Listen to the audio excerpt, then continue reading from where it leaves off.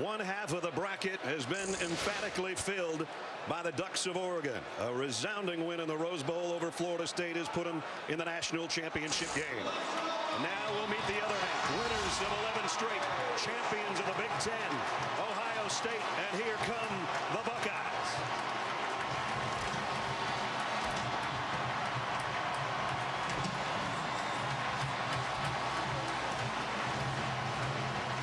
A meeting tonight of two of not only our era's best coaches, but maybe two of the best of all time. Nick Saban won his first title at LSU, 3 in the last 5 years in Tuscaloosa. And Urban Meyer, 2 wins in national title games for the Florida Gators. Head-to-head, they've been there before, too. 2008 SEC championship game, number 1 Alabama, number 2 Florida. Tim Tebow and the Gators won it 31-20. 2009 SEC title game, number 1 Florida, number 2 Alabama, and the Tide took that one 32-13. And the 2010 regular season game, number 1 Alabama, number 7 Florida, and Nick Saban's Crimson Tide won that one 31-6.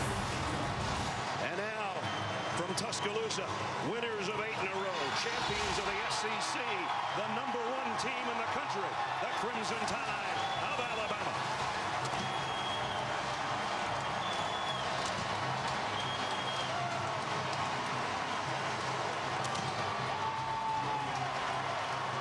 This has been the Nissan pregame rush. And we're about to get a rush, everybody. Welcome to New Orleans. Happy New Year. Brad Nussler with Todd Blackledge. Partner, we saw Ohio State earlier in the year lose their only game. They come in 12-1. From that point on, they haven't lost, and it's remarkable how they've done it with their quarterback situation. Really remarkable. Consider this. It starts out, Braxton Miller's the 2-time Big Ten Player of the Year. They lose him to a shoulder injury before the season even started. So right out of the gate, they've got to make some radical changes. So in steps redshirt freshman J.T. Barrett, and all he does is run and pass his way to over 3,700 yards and a Big Ten record 45 touchdowns. Third man up, Cardale Jones. Biggest of all the quarterbacks at 6'5", 250, and the best passer, 257 yards and 3 touchdowns in his only start, the Big Ten championship game. But a different challenge tonight against this Nick Saban-led Alabama defense that's had a month to prepare. Nick told us yesterday when we were here in the Sugar Bowl last year and got hammered by Oklahoma, they said Alabama was done. Yeah. When we lost to Ole Miss in the regular season, they said Alabama was done. I don't know who they are, but they were wrong. And a lot of people were wrong about their quarterback Absolutely. As well. One of the great stories of college football this year, Blake Sims, the senior quarterback. When he was a freshman, they tried to move him to running back. He only had 39 pass attempts coming in this year, and Jake Coker transferred from Florida State, and everybody assumed he'd be the guy. Blake Sims never said a word. He stayed at Alabama. He competed. He won the job. The team rallied around him, and all he did was set a school record for total offense in a single season. And it helps when you have the best receiver in college football to throw to in Amari Cooper. 115 receptions, over 1,600 yards, 14 touchdowns. Keep an eye on number 9 tonight, because Alabama moves him all over the place to find ways to get him the ball. All right, we're going to find out who's going to get the football first as we go down to the field, and our referee, Lan Clark. Gentlemen, congratulations for being here at the Sugar Bowl. I'd like to introduce All-State spokesman Dennis Hagesburg. He will flip this coin, and we have heads, tails, heads, and tails. Captain, what is the call? The call is tails. Good day, guys.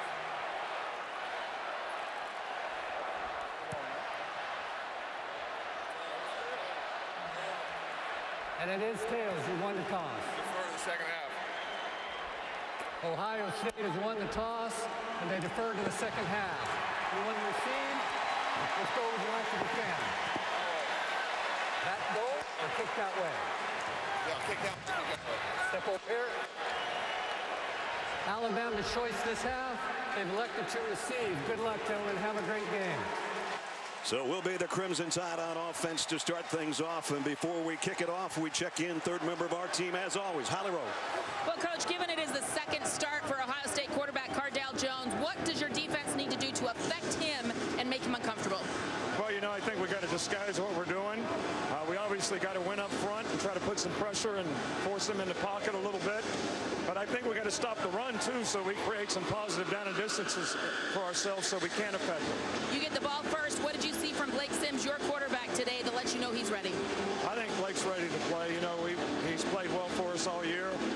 You know, I try to tell the players before, you know, we got to get rid of the anxiety, just play fast, be aggressive. You know, we want to apply the pressure, not feel it. All right, Coach, thank you. Thanks. So there's Nick Saban on the other side. Urban Meyer, awesome. all he's done in his 3 years is win 36 games and lose only 3. 3 straight years of 12 wins. Remarkable job. Took 1 year off to join our business, then got back into coaching after his 2 national championships at Florida. And he's got quite a team, and he said, you know what, our challenge is, are we good enough? Yeah. He thinks they're going to be a better team next year. Well, he loves how relaxed they were. He loved how his team responded to everything they asked him to do in preparing for this game. But that was the big question. And right away, we'll see one of the things that Ohio State has been great at all season, and that's winning the field position battle with their special teams.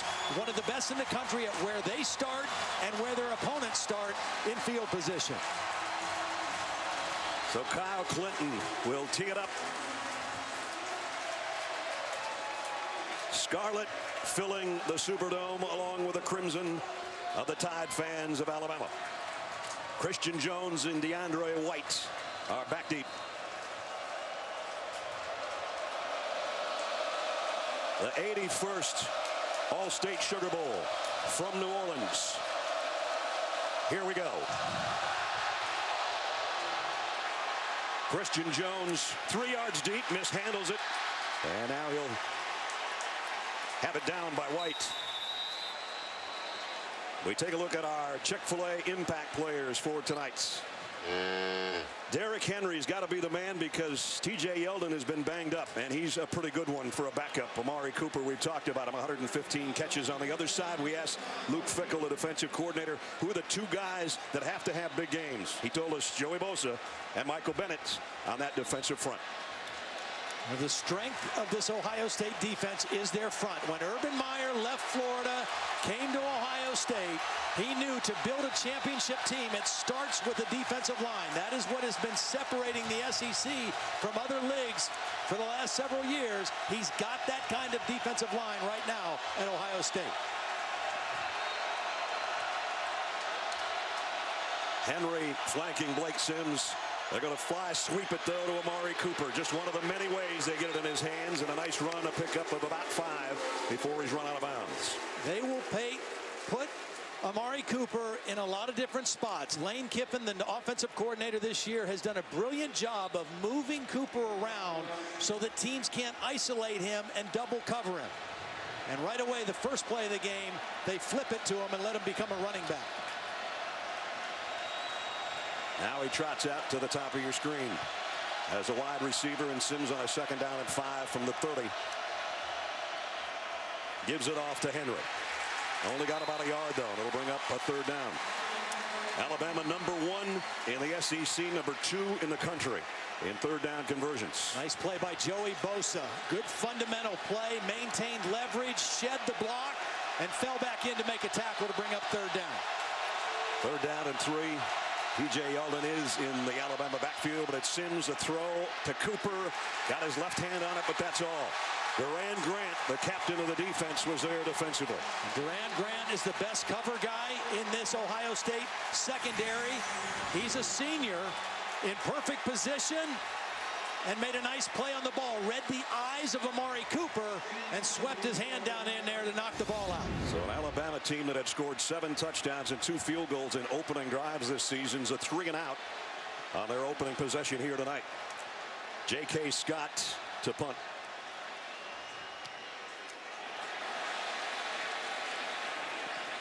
It's going to bounce into the hands of Jalen Marshall, who's dropped by Landon Collins immediately. 50-yard punt and nothing on the return. Cardale Jones has one of the best nicknames in college football. 12 gauge.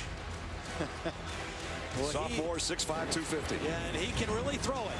Now, when Ohio State beat Michigan State earlier in the year, they came out and 8 of the first 9 plays called were pass plays. I would not be surprised to see if Ohio State comes out throwing a lot on early downs in this ball game as well. Urban Meyer said we want to be in 2nd down and 4 and 2nd down and 5, not 2nd down and 10.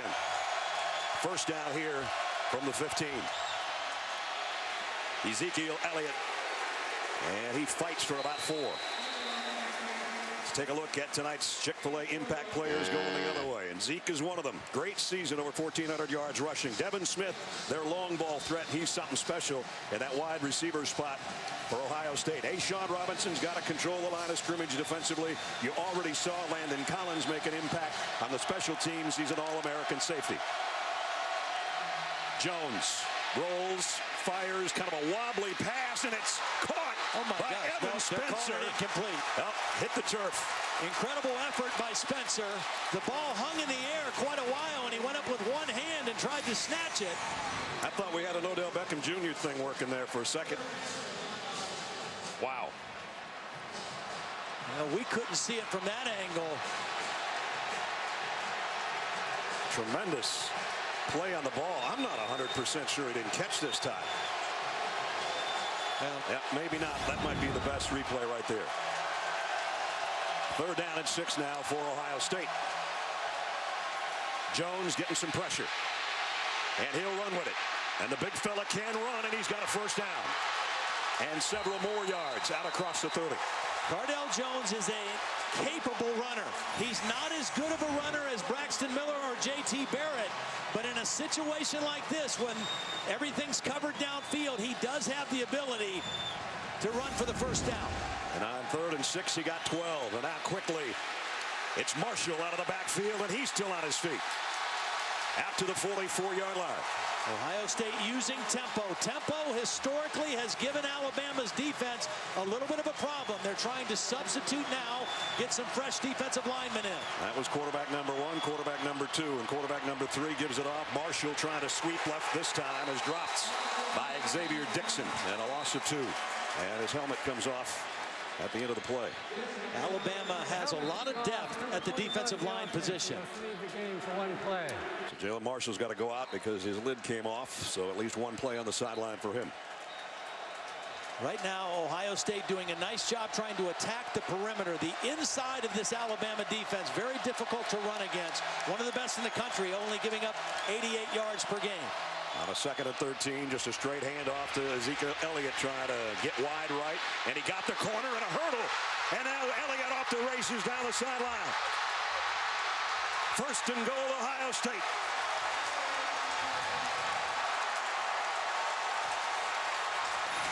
Great job by the center, Jacoby Bourne. Watch number 50 pull on this play, get a block on the middle linebacker.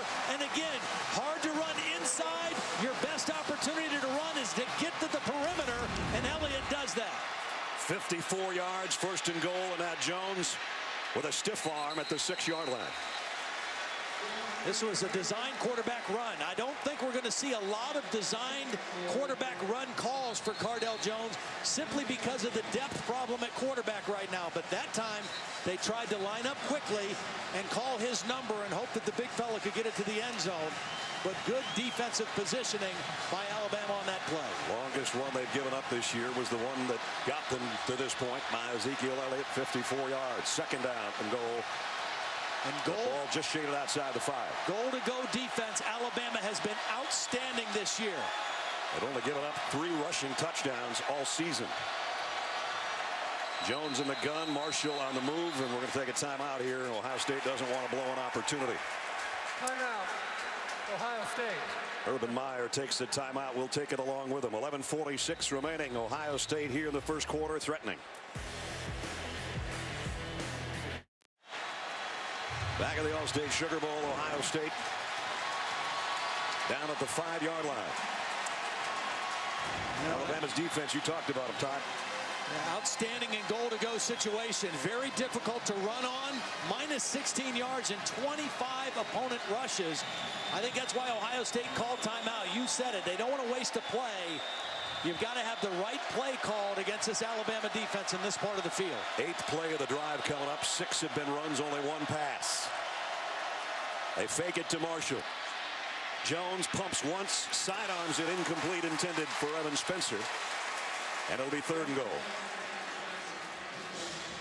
Alabama was not fooled by the play action. They had plenty of crimson jerseys around the intended receiver, Spencer.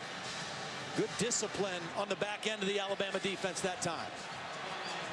One of the top 15 teams in the country scoring in the red zone, going against the best in the business. Something's going to give right here. This is where you have to be alert for Cardale Jones as a runner with that big body as well. 3rd down and goal, and he's going to have to backpedal and fire it as far as he can into the stands, and they'll have to settle for a field goal attempt. Good pressure by Alabama that time. It came primarily from Ryan Anderson, number 7, working on the right tackle, Darrell Baldwin. And Cardale Jones did the smart thing. Don't take ourselves out of a scoring situation here. Throw it away, and let's set up the field goal. Nurnberger, 11 of 18 on the year. This will be a 22-yard field goal attempt to try to put the Buckeyes on the board first.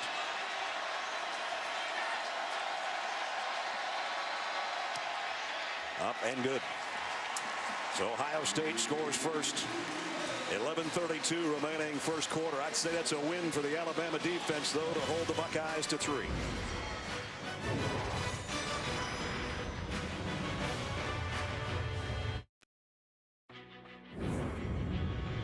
The 2015 All-State Sugar Bowl is brought to you by Allstate, proud supporters of college football. Are you in good hands? AT&T, presenting sponsor of the College Football Playoff National Championship game. Chevrolet, find new roads. And Gatorade. Gatorade knows it all begins within. Win from within. Now an 80-yard drive and 10 plays, but Ohio State only got 3. There's J.T. Barrett sitting right behind Cordell Jones. J.T. a sensational season before breaking his ankle. Talked to him yesterday. He's got one of those little cart deals. I guess he's sitting on it right now. And got a bone stimulator also on the side of his cast. And he'll be back good as new for next year. But the question will be, who will be the quarterback next year? There's the other one. Yeah. Not a bad one there either. Yeah, 2-time MVP of the Big Ten. Everybody should have such a problem, I guess, huh? Yep. Clinton's kick. Christian Jones won't mishandle this one. Brings it from 2 yards deep, and he goes down in a heap at the 12-yard line. Only a 12-yard return. Corey Smith. Nice play on the special teams as we look back at Alabama's season. 5th-year senior Blake Sims waited his time, named the starter over Jake Coker. The Tide went to 4-0 on the year, then lost at Ole Miss and dropped to number 7 in the AP poll. They won the next 8 games, back up to number 1 in our college football rankings. Won the SEC championship game over Missouri 42-13. Sims 262 yards and a couple of touchdowns in that one. Well, and I think one of the stories right now for Alabama is that this is the 2nd series and still no T.J. Yeldon. Now, Derrick Henry is a very capable back and has had a great bowl preparation, but the absence of Yeldon, a big factor for Alabama. He was in for that one play on 3rd down, but never touched the ball, and Sims fires far side, complete. Even though there's 2 guys out there, you hear the chants of Coop for Amari Cooper, a pickup of 6. There's T.J. Good first down play. T.J. Yeldon, I mean, when you talk about the combination of these 2 guys, both physical backs, Yeldon at 220, Derrick Henry at 240, and they wear you down during the course of a game when both of them are healthy. And here is Derrick Henry, tripped up and dropped for a loss of a yard. See, this is what Ohio State's defensive front needs to do. Get penetration and use their athleticism. Michael Bennett is the guy who got penetration. He didn't get the tackle, but he was able to force Henry to try to bounce that outside. They're not as big as the Alabama offensive line, but they're more athletic. So here's another 3rd down for the Tide. Remember, they were 3 and out on their first one. That's what the Ohio State fans are looking for here. Yeldon in there with Sims.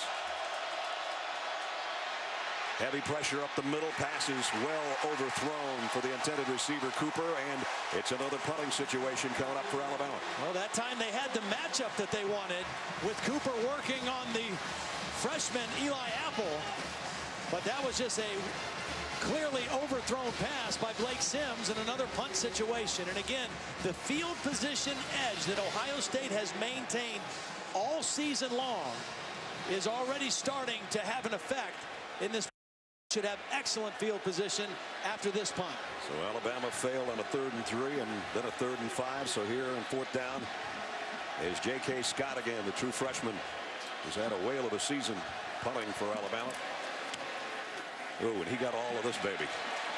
Wow. Jalen Marshall. And it bounces. He lost it, I think, in the lights, and now he's going to pick it up on a hop at the 12. Marshall looking for some help over there. Oh! And a helmet releasing hit on special teams by Ron Tanner. That's the 2nd time that helmet's come off, and I think I know the reason for this one. Well, J.K. Scott has been a weapon for Alabama. That's his 19th punt of over 50 yards. Jalen Marshall really underestimated the leg of J.K. Scott, and what looked like was going to be excellent field position turned out to be very, very average field position because of the punt of J.K. Scott. His longest punt of the year, 73 yards. And Ohio State starting field position. They have won a lot of battles and a lot of games because of winning the field position. Those hidden yards that are so important when you add it all up. Elliott, who had the long run earlier, has got another good one here, but the ball is out, and Alabama's got it. And it's Landon Collins.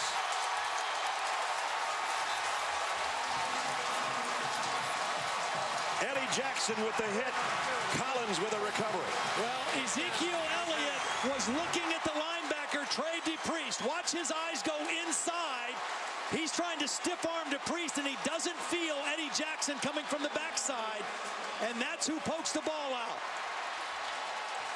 It was going to be a positive run, another good run for Ohio State against this Alabama defense, and Eddie Jackson forces the ball out. Les, that's Ohio State's offense's first turnover in their last 39 possessions. That goes back to the Indiana game the week before Thanksgiving. Let's see if the Tide can capitalize. And it's Sims with a run straight up the middle. Got about 8, dragging Adolphus Washington with him. Nice read by Blake Sims on the keep. Blake Sims ran for about 300 yards this season. And that's just to keep the defense honest, too. You have to prepare for that. You have to defend it. And now it's big Derrick Henry rumbling down the sideline. Touchdown.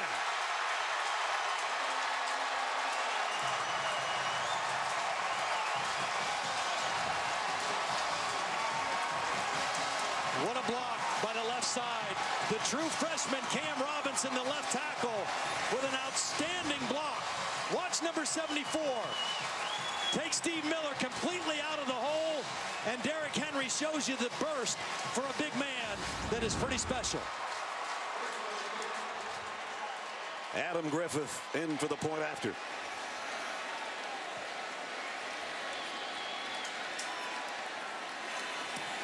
(7-3) Alabama.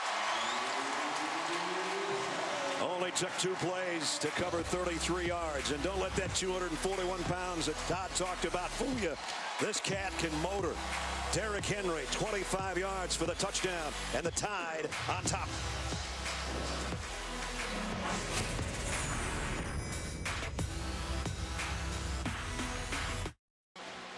The DirecTV mobile studio has been traveling around the country this season following the biggest stories in college football. Buses here in New Orleans. Streets are kind of narrow. Derrick Henry, nothing narrow about that guy. No, I'll tell you. And we knew he had a great preparation for this bowl game. When Yeldon was hurt late in the year, they sat him out for the Western Carolina game. They started Derrick Henry, and they said he didn't respond very well as a starter. But he did the following week against Auburn and the SEC championship game against Missouri, and he's off to a good start tonight. Griffith's kickoff deep and non-returnable. We talked about the combination, and it seems like Nick Saban at Alabama's always had two great backs at the same time, and no exception here. There's their numbers.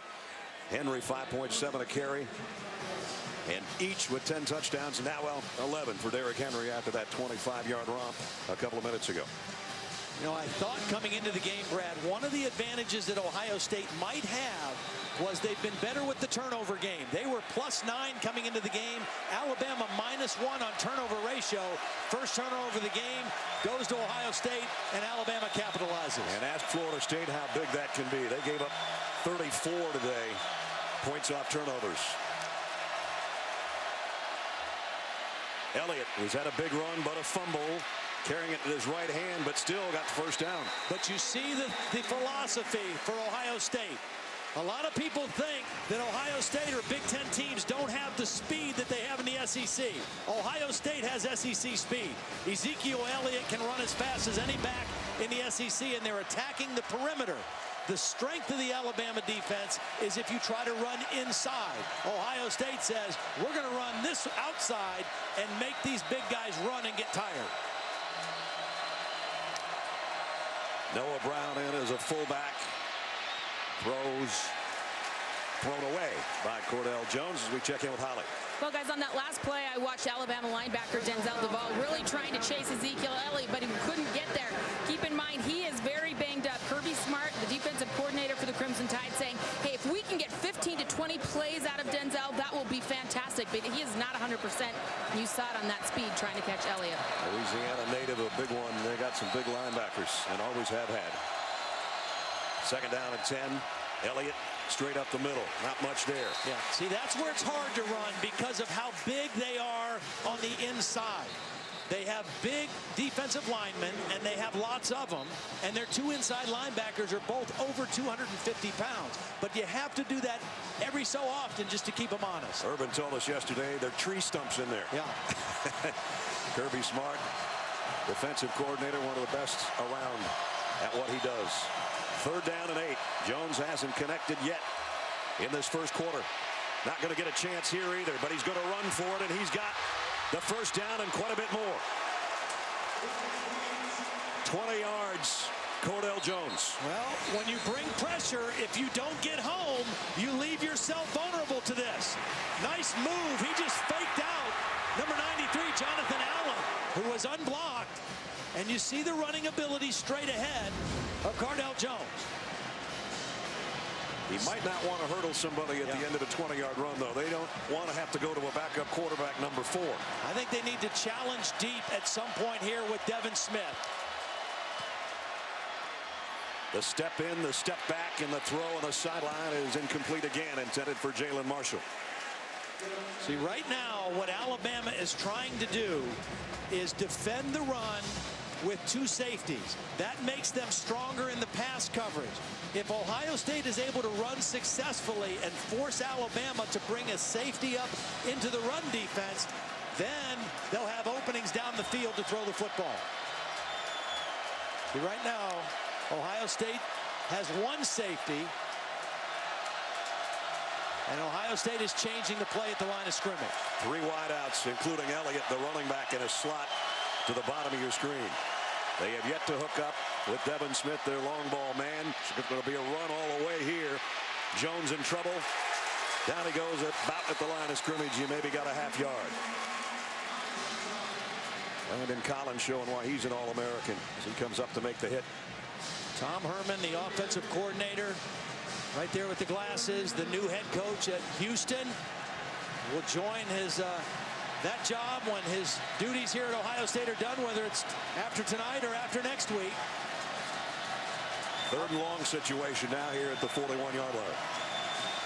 2 times on third down, Cordell Jones has scrambled for a first down. Let's see if Alabama doesn't drop more guys. They're going to bring an extra one, including Collins, and the ball is long and caught by Devin Smith. All he does is catch long passes. He is as good of a deep ball receiver as I've seen in college football. He judges the ball. There were 2 defenders. Eddie Jackson and Jabril Washington were there, and he ran by two. That's just poor fundamental defense, particularly for the safety, Washington, to let somebody run by you on the back end of the defense. But Devin Smith judges the deep ball and catches the deep ball as well as anybody I've seen. He's got 29 career touchdown catches. They average 37.6 yards. And 9 touchdowns on passes of 20-plus yards. Here's another one. They're taking a look at this, but he got his right foot in before he skipped out of bounds at the 1-yard line. Well, and this has been the Achilles heel of the Alabama defense this year. As good as they've been against the run, they have had major problems defending the deep ball.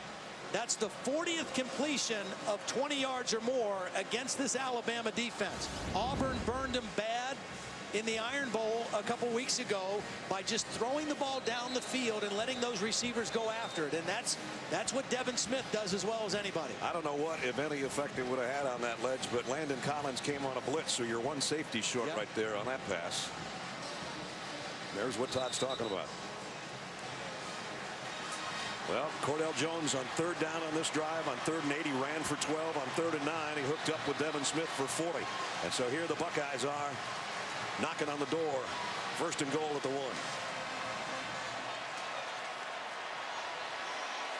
1. Empty backfield.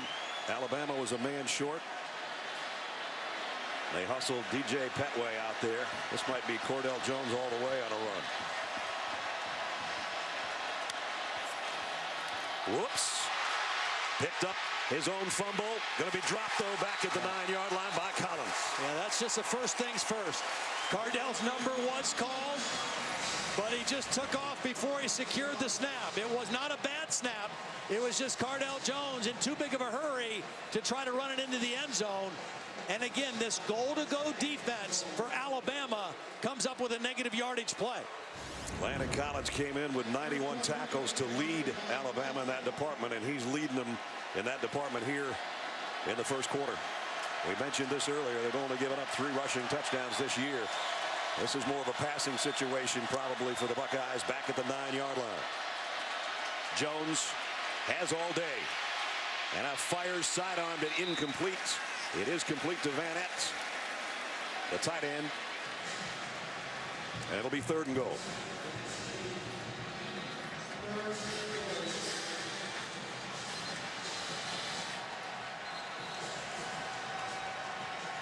Trying to regain the lead. The Buckeyes trailing 7-3. And again, Alabama changing up its defensive personnel. Ohio State's offense already waiting at the line of scrimmage, which is just inside the 4-yard line. Alabama going to more of a nickel defense. Pass rushers instead of run stoppers. Jones. Quick drop, quick throw. Incomplete. It was Marshall, the intended receiver, that was broken up by Nick Perry. Well, he had him. Marshall had a little bit of separation on this out route. Pretty well thrown ball. It was hard.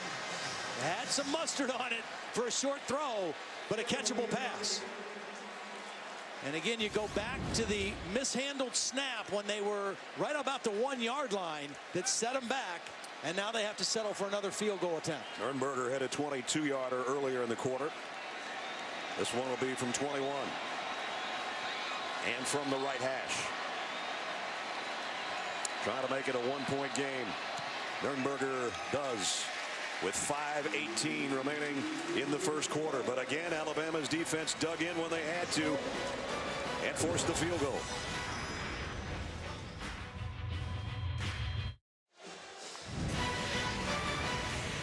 Welcome back to the All-State Sugar Bowl in New Orleans. Our aerial coverage provided by Goodyear. Kick off any drive with tires that return superior performance. Goodyear, more driven. 2 goal-to-go possessions for Ohio State and only 2 field goals to show for it. Yeah, they had 6 plays in goal-to-go situations and gained -3 yards. And that's you just don't know how many opportunities you're going to get in a game like this where you have opportunities to score touchdowns, and they had to settle for field goals twice. And again, Cordell Jones with that mishandled snap on 1st and goal at the 1 was the main culprit in why they only got 3 last time. Christian Jones will field this kick at the goal line. And out to the 20, maybe the 21 for him.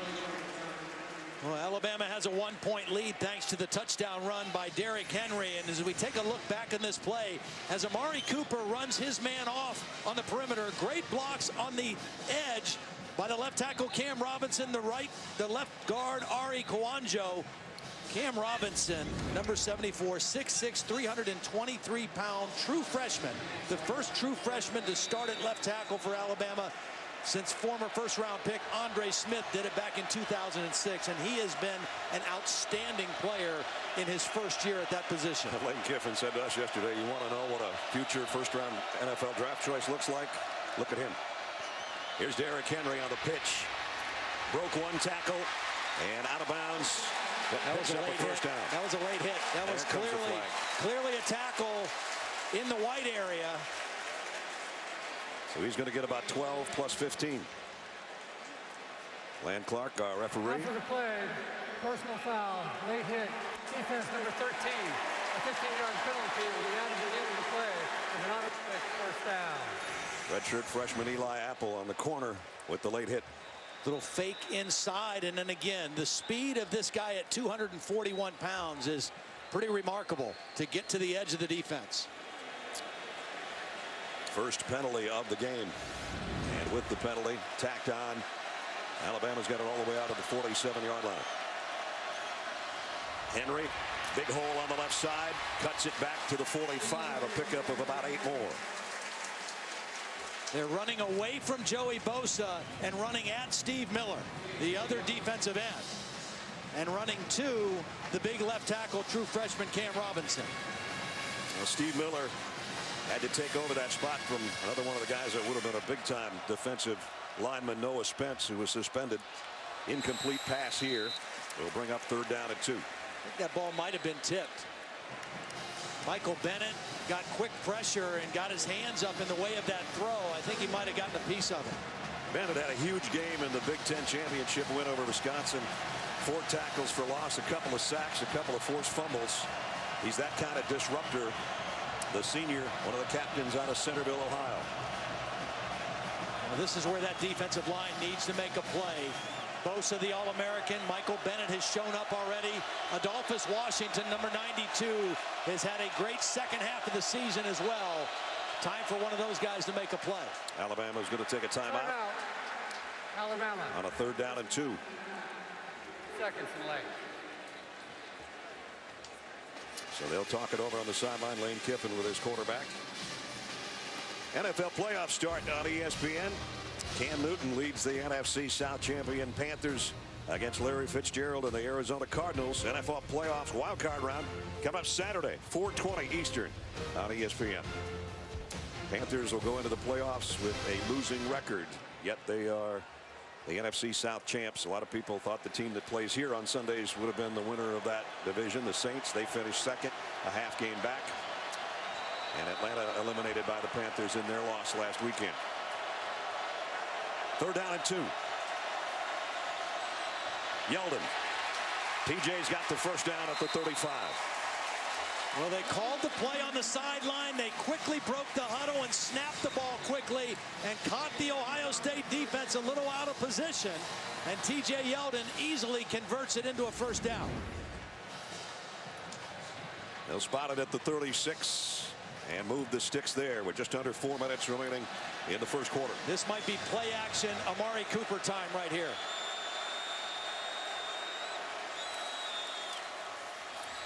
Henry, boy, planted his foot and cut back inside the 30-yard line. 7 yards more.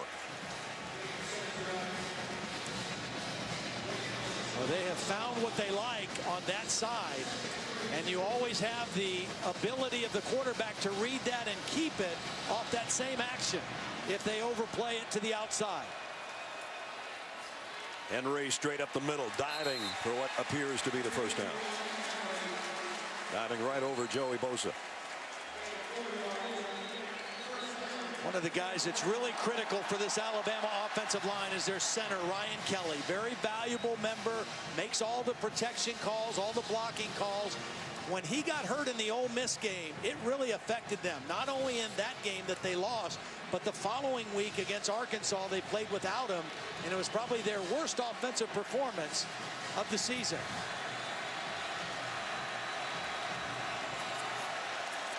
Sims up to the line and now backs out. Amari Cooper's in the backfield with him on first down. Sims heavy pressure, throws far side, complete, and it's Fowler, the fullback, very close to another first down. See, by putting Amari Cooper in the backfield, you know he's going to attract a lot of attention. He stayed inside, and the defense focused on him, and they let Jalston Fowler alone on the outside. Cooper went in motion out of the backfield, and Fowler was wide open on the sideline. So Alabama back in the red zone with a first down at the Buckeye 15. And that's not too good.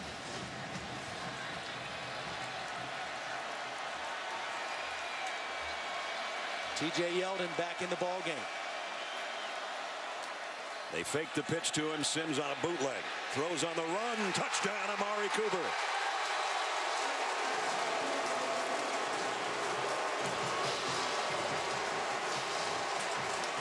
Wow, he just turned Duran Grant around.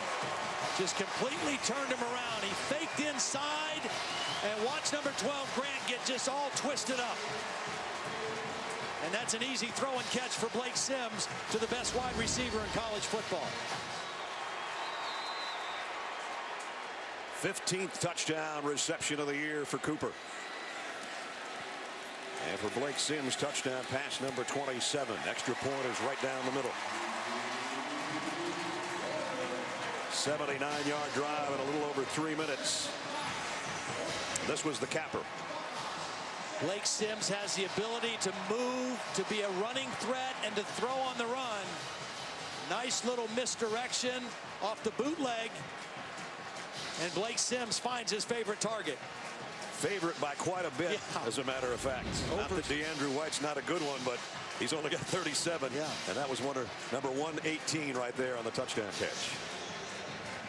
And that is amazing because, you know, everybody in the building over the last half of the season knows you're going to throw the ball to Amari Cooper. But to Lane Kiffin's credit, they did a great job of moving him around and finding different ways to get him the ball. And to Amari Cooper's credit, his smarts and his football intelligence to know how to play in all those different positions. A lot of receivers can't do that. It was never a problem for Amari Cooper to learn different positions within Lane Kiffin's passing game.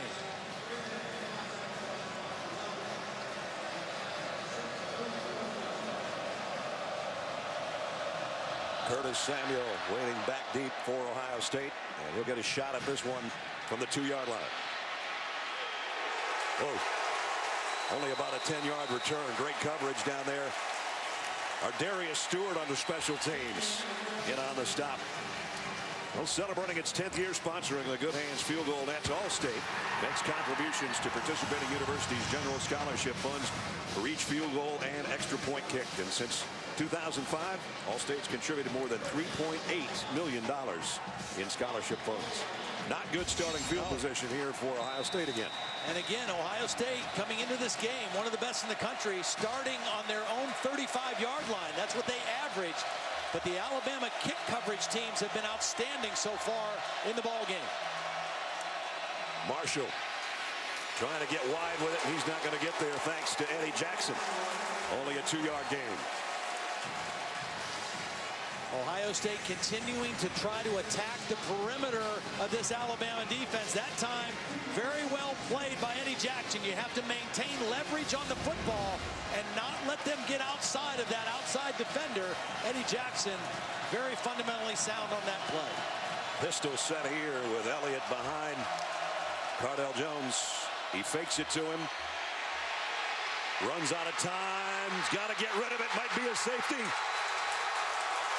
No signal yet. Oh, they're going to. Wow. They're saying his quarterback progress was stopped. Cardell Jones got stuck there. He didn't know if he should throw it away. He doesn't want to make a mistake. Xavier Dixon, the best pass rusher, just manhandled the right guard, Billy Price, and got to the quarterback. I don't know where his progress was stopped. He was progressing right into the end zone. Well, he pulled him back into the end zone. So they start at the 2-yard line, and it's Elliott straight up the middle, and now they've got a first down and some room to work. Bill Lamagna is our rules expert. Nick Saban's going crazy on the sideline. Bill? I think we got a good call. That defender pulled him back from the field of play into the end zone. Excellent spot by the wing official. Well, the fact that Cardell Jones didn't want to throw the ball away almost created a bigger problem. But credit the pass rush of Xavier Dixon getting there against Billy Price. Well, the quarterback making only his second start as a Buckeye can talk things over on the sideline with a break here because we've come to the end of the first quarter. We played 15, and number 1 Alabama leading the Buckeyes of Ohio State 14-6.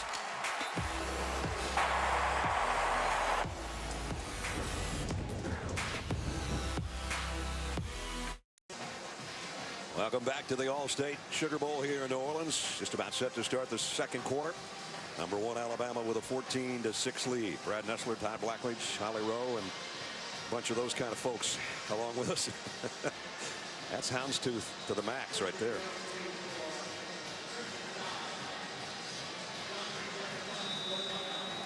Alabama, a couple of touchdowns. One on the ground by Derrick Henry. One on a Blake Sims to Amari Cooper touchdown pass. Cameron Johnston's got a punt from near his own goal line. Christian Jones has had some big punt returns and kickoff returns over his career for Alabama. He's back deep. And he's going to have a play on this one at around the 30-yard line. Reversing his field. Not anybody over there to block for him, though. And he gets about 6 on the return before he's run out of bounds by Cam Williams. Well, pretty good return by Christian Jones, but I want to go back to the opening kickoff. And this could have been a disastrous play for Christian Jones because he touched it. This was a live ball. That's why there's no official signal. And if it weren't for the alertness of DeAndrew White to cover this ball, if Ohio State would have fallen on that, the game would have started with an Ohio State touchdown. And we've already seen how difficult Ohio State has had trying to get a touchdown against this Alabama defense. That could have been a critical mistake to start the game for Alabama. So now the tide at the 39-yard line. 2 tight ends in there, and Henry behind Sims. Amari Cooper in motion. They're going to throw it to him. And a shoestring catch at the 45-yard line. That's the matchup that they want against the redshirt freshman Eli Apple, the field corner for Ohio State. He's going to be an outstanding player. 6'1", 198 pounds, out of New Jersey. But again, Amari Cooper, just so difficult to defend. He has great speed, size, and strength. Now Cooper's in the slot. They're going to throw it to him again out there, looking for a blocker. Puts his hand down, and he's dropped by Darren Lee, the outside linebacker. Nice play in the open field. And you see that tackling technique. One of the things Ohio State has really tried to adapt kind of comes from Pete Carroll and the Seattle Seahawks.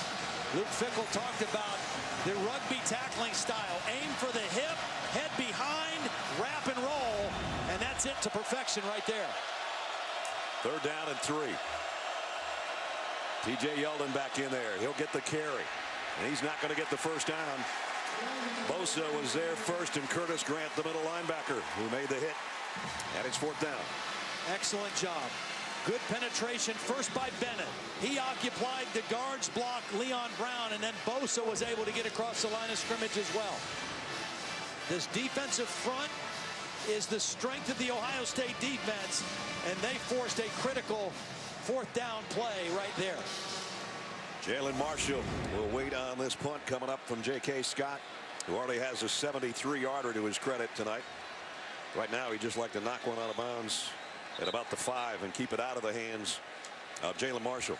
He is a tall drink of water, too. I was checking him out before the game on the field. He is long and lanky. Play game. Offense, number 15. Yeah, they're going to give him a little more room to work. Go for it, down. 6'4" and about 185 pounds of water.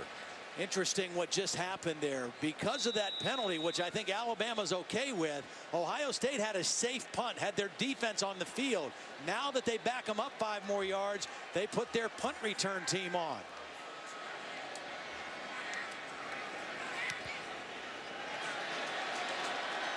Fair catch, taken around the 5.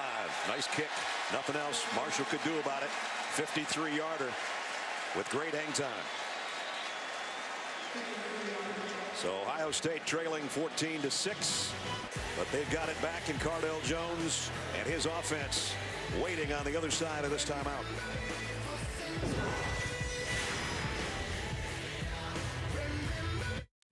Ohio State hoping to play for another national championship in 42. They went 9-1, didn't attend a bowl game, but were number 1. 54, 10-0, beat USC in the Rose. 57, 9-1, beat Oregon in the Rose Bowl. Finished 10-0 and undefeated, and defeated USC in the Rose Bowl. And then 2002, 14-0 and beat Miami in the Fiesta Bowl. Urban Meyer doesn't have a national championship as the coach of Ohio State, but has 2 when he was in Gainesville and Florida. And he just wants to get back in the big picture, which is January 12th in Arlington. One of these teams will meet Oregon for the national championship.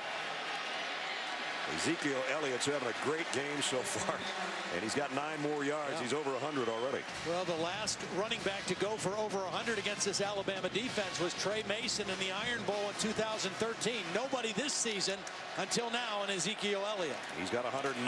Here's another carry. Might got 1 more yard out of it, maybe. Jalen Marshall that time running it. Ohio State, for the problems they've had in the goal line situations, this running game has been effective. Mostly outside on the perimeter, stretching out this Alabama defense, making those big guys run.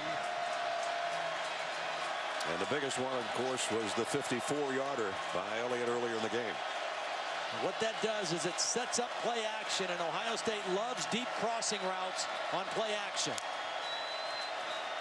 Jones straight drop here. Pressure coming. Again, he retreats near his own goal line. Throws. And it was caught for about a 1-yard gain by Michael Thomas. He comes in as their leading receiver. Well, you see why Alabama wanted to get 15 or 20 plays out of Denzel Duval. Even though he's not 100%, he is an outstanding pass rusher as a stand-up defensive end. He's a very versatile guy, and he was the guy that forced Cardell Jones to leave the pocket on that play. They completed the pass, but no gain on it, so it's 2nd down and 10. Empty backfield for Cardell Jones. 5-man rushing, and one got a hand on it. Nice pressure. Might have been A'Shawn Robinson. Yeah, A'Shawn Robinson ran right through Billy Price, the left guard. They are big and physical up front. Watch 96 run right through 54 and get a hand on the football.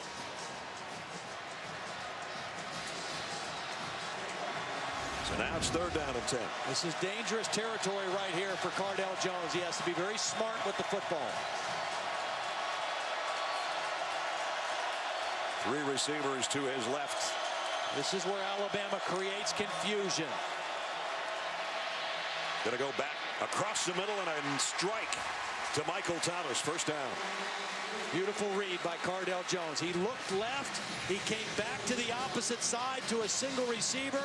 There was a corner blitz, and a nice job by Michael Thomas sitting into that soft area of the defense and giving a target to his quarterback. On 3rd and 10, he got 14 on the completion. And you see the arm strength and the throwing ability of Cardell Jones. At 6'5", 250, he can see over the defense.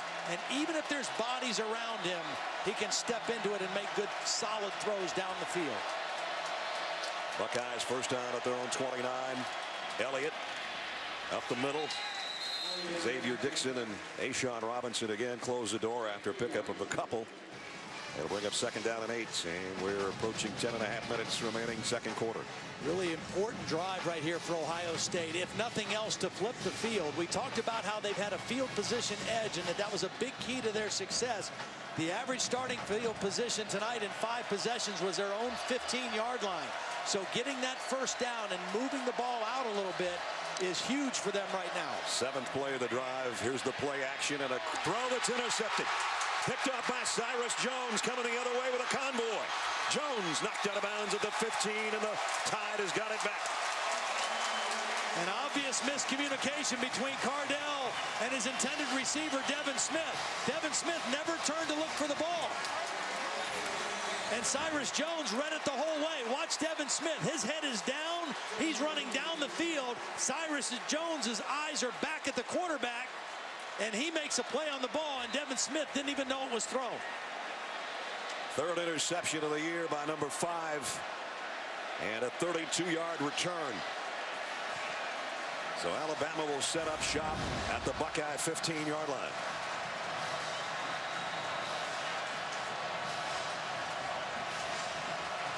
Derrick Henry, as you look behind him in the backfield with Sims. 2 tight ends, power set. Sims flushed out of the pocket, throws to the sideline and completed it down around the 11 to his tight end Vogler. Very nice poise by Blake Sims that time. Joey Bosa coming on pressure, and Blake Sims just kept drifting back a little bit to buy some time and then complete the pass to Vogler. Remember, 1 turnover in their own territory only cost them 7 points. Could happen that they're going to add to it here. As Alabama on 2nd and 6, just a little lob out to Vogler. He had to catch it twice. He's going to be short of the first down by about a yard. Nice concentration by Vogler to stay with it. Looked like he was going to drop it. Juggled it and kept possession, but it's 3rd down and a yard. Ohio State got a stop on the last 3rd down and short situation. Last 16 possessions, they've given up 12 touchdowns. They don't want to bend and let the Tide get a quick one here. They're up to the line in a hurry, and it's Yeldon. And I don't think he got there. Nice play by the Buckeye defense. Lee and Perry, the linebackers. Well, it starts up front. Good penetration by Michael Bennett again. He doesn't get credit for the tackle, but his ability to take up 2 blockers and stay in the hole forced TJ Yeldon wide and brought up 4th down. Alabama's 8 out of 11 on 4th down conversions this year. They're going for one right here. Huge play for both teams. Yeldon's a tailback. He'll get the call and the first down. 1st and goal, Alabama. See, that time Ohio State did not get penetration, and that enabled TJ Yeldon to get a full head of steam hitting up into the line of scrimmage. See, no white shirts across that line of scrimmage, and an easy conversion for TJ Yeldon. Short yardage, offense and defense is all about leverage. The low man wins. That time, Alabama was the winner. 1st and goal just outside the 1. It's Yeldon again, and he'll walk in. Touchdown, Alabama.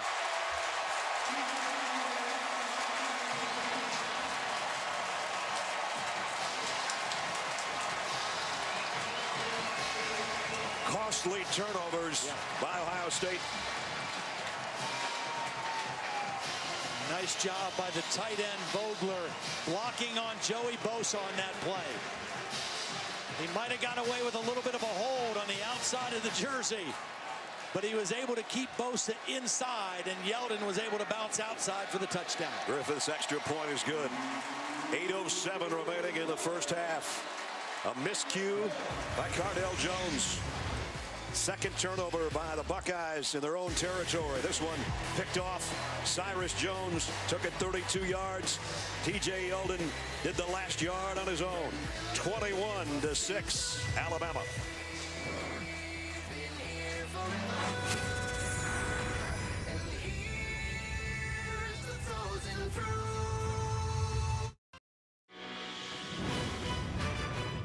The 2015 All-State Sugar Bowl is brought to you by Allstate, proud supporters of college football. Are you in good hands?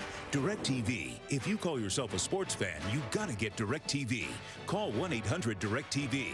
Nissan, premier partner of the Heisman Trophy. And Taco Bell, bringing you the first ever student section at the College Football Playoff. Live Mas. Back in New Orleans, 21-6.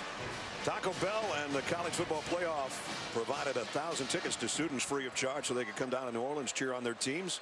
They'll provide another 1,000 tickets to students for the College Football Playoff National Championship on January 12th as well. Nice trip to Crescent City. Probably a few headaches in that section this morning. We do wish you a Happy New Year. Curtis Samuel from around the goal line. Whoa! Hello, Reuben Foster. Their kick coverage has been outstanding so far. There is a flag down.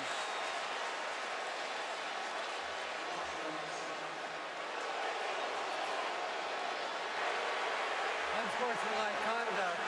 Kicking team number 21, Toss Connie, is first in the game. A 15-yard penalty. First down. That's Maurice Smith, number 21.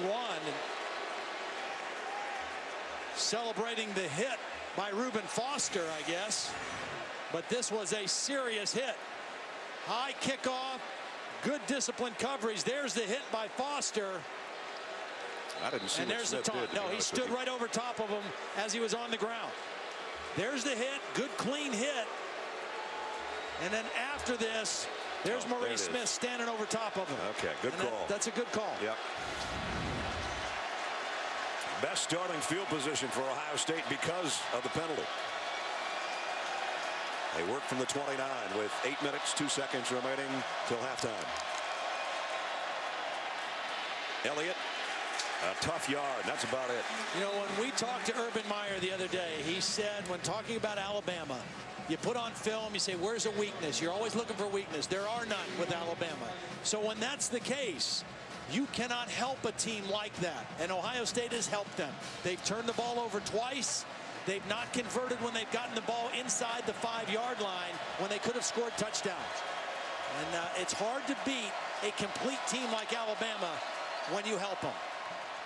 Flags are down as Elliott's going to go down at the line of scrimmage. Reggie Ragland and DJ Petway out to make the hit. One of the things that's impressive to me about this Alabama defense and their defensive front is the depth. They have 8 to 10 guys that they rotate through those defensive down 3 or 4 guys. And they all kind of look the same. Offense, too many players in the backfield. That penalty's declined. Third down. And of course, Nick Saban declines a penalty because there was no gain on the play, so they'll take the down instead, and it's third down and long.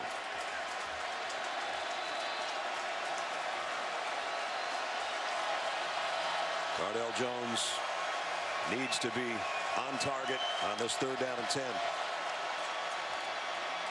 If he can get the pass away. And he is on target to Marshall, who spins his way across the 50 to the 45. Well, nice job of hanging in the pocket because this is pretty good pressure and it's collapsing around him.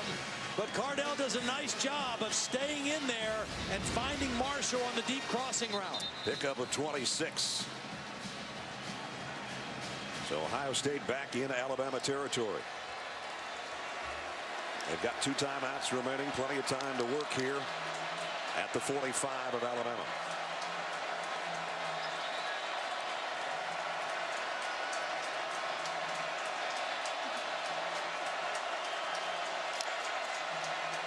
Whoops. Elliott took a step forward. Yeah. Again. He lost his balance just preparing for the play to start. 5-yard penalty. Still first down.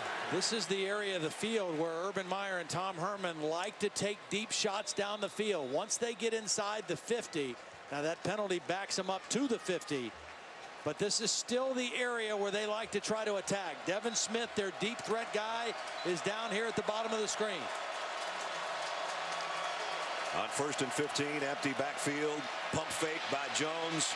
Throws off his back foot, but he completed it very short gain. Actually got 6 out of it, beg your pardon. Back across the original line of scrimmage to the 44.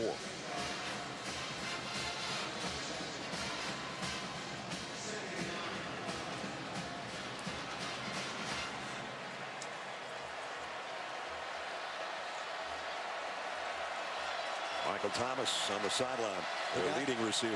The guy they might go to here is Marshall in the slot, probably guarded by a safety or a linebacker. Jones fires far side into coverage, incomplete. Intended for Corey Smith, and a nice play by Eddie Jackson. Yeah, Eddie Jackson just squatted on that route. You know, what Cardale Jones read there was single coverage on the outside, one-on-one. You expect your guy to win that battle, and Eddie Jackson read the route and was in perfect position to make a play on the ball. So here's a big 3rd down for Cardale Jones.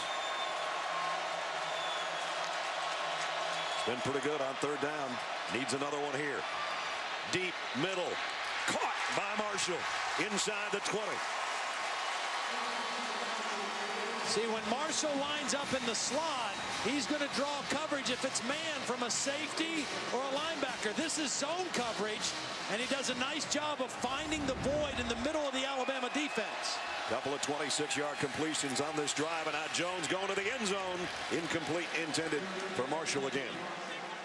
Now, they have hit some plays on 3rd down, Brad, but they have been averaging 3rd and 9 or more in those 3rd down situations. The percentages are not in your favor if that's what you're facing on 3rd down. But Cardale Jones on this drive in particular has hit a couple big ones. Then in the red zone, it had to settle for field goals. They need a touchdown here. Just over 5 to play in the quarter. Haven't seen a screen pass, maybe a chance of getting the ball to Ezekiel Elliott by throwing it to him. 2nd and 10 at the 18. Elliott will come in motion. That's where he's going with the football, just as Todd called it. Almost ran out of bounds, but stays in, and he's got it down inside the 10-yard line. The reason that was such a good call by Tom Herman is because Alabama's defense has done a better job defending Ezekiel Elliott running the football. So find a way to get him the ball where there's not so much traffic around him. Throw it to him. They're going in a hurry. They only got about a yard on it. They lined up and snapped it. It'll be 2nd down and goal. Well, this is absolutely critical that Ohio State scores a touchdown here. Not only because they're behind 21-6, but this is the 3rd time they've been in goal-to-go situations, and they've had to settle for field goals on 2 times. They have to find a way to get the ball in the end zone here. Curtis Samuel in the backfield with Jones, who's calling for it. Rolling to his left, comes back to his right. Nice play by Eddie Jackson on the tight end Van Ant. Oh, I guess he threw a flag. That came late. I guess he was a little bit early. He made contact. He was making a play on the ball. He got there a little early because the ball was floated. The ball was so soft coming out there.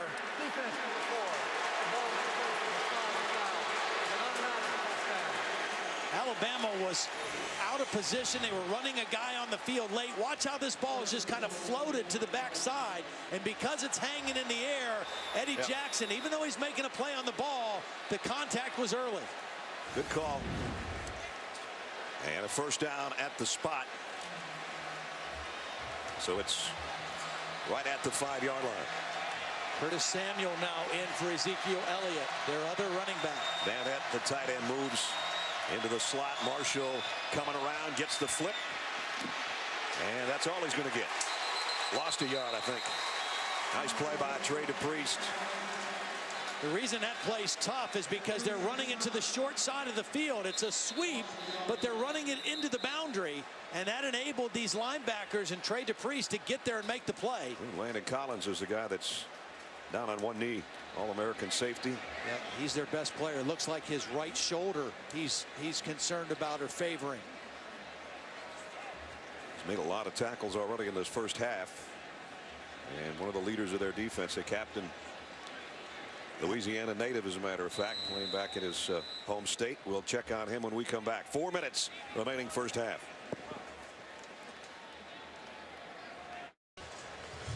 Landon Collins is headed to the locker room for Alabama. There he is. We went back 2 plays because the previous play he looked to be favoring his right arm or shoulder, trying to help out on the tackle. So we went back 2 plays, and this is how he was injured. Yeah, Evan Spencer, who's a 210-pound wide receiver and an excellent blocker. A good clean block, and you could see right away after the contact Landon Collins favoring that right arm or right shoulder. Jarek Williams will come in to take his spot. But the story for Ohio State continues to be 8 goal-to-go plays, -5 yards. Only one of them has gained any positive yards. They have to find a way to get this ball in the end zone. 2nd down and goal at the 6. Elliott with Jones in the backfield. Gets the carry. Slipped a little bit. Keeps his legs moving and got to at least the 4, maybe inside the 4. And we got an Ohio State player down. That's Jacoby Boren, the center. A very valuable member of this offensive line as well. This offensive line, when the season started, they replaced 4 starters, and they weren't very good in the beginning of the year. We had the Virginia Tech game. They struggled as a unit. But they have gotten better and better. It's been the same 5 guys that have started the whole season, and they have gotten better as the season has worn on. But Jacoby Boren is the leader, and now in a critical 3rd and goal situation, a new center coming into the ball game, Chase Ferris. They better get some snaps with Cardell Jones right now on the sideline. Boren in the middle of the pack there.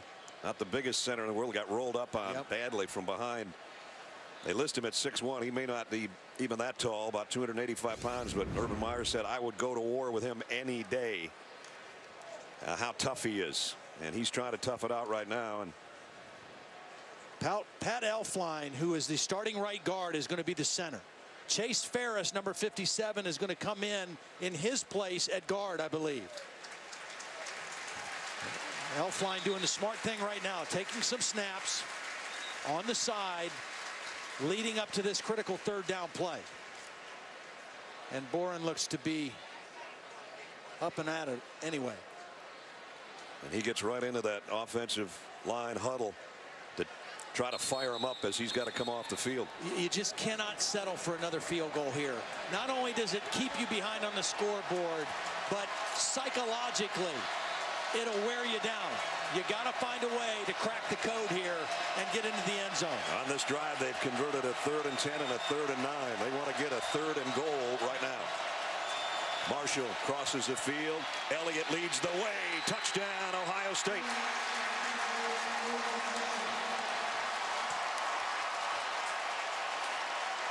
That one puts him right back in business. Great job by the left side. Billy Price and Taylor Decker, the left guard and tackle. They get a double team inside, and then Decker moves off to the 2nd level. The new center, Elflein, gets a nice block, and Elliott able to run it into the end zone. Critical touchdown for Ohio State. Nurnberger in for the point after. Up and good. A little over 5 minutes for the Buckeyes. Took them 12 plays. 3 for 3 on 3rd down on the drive, including this one to cap a 71-yard march. Ezekiel Elliott makes it 21-13.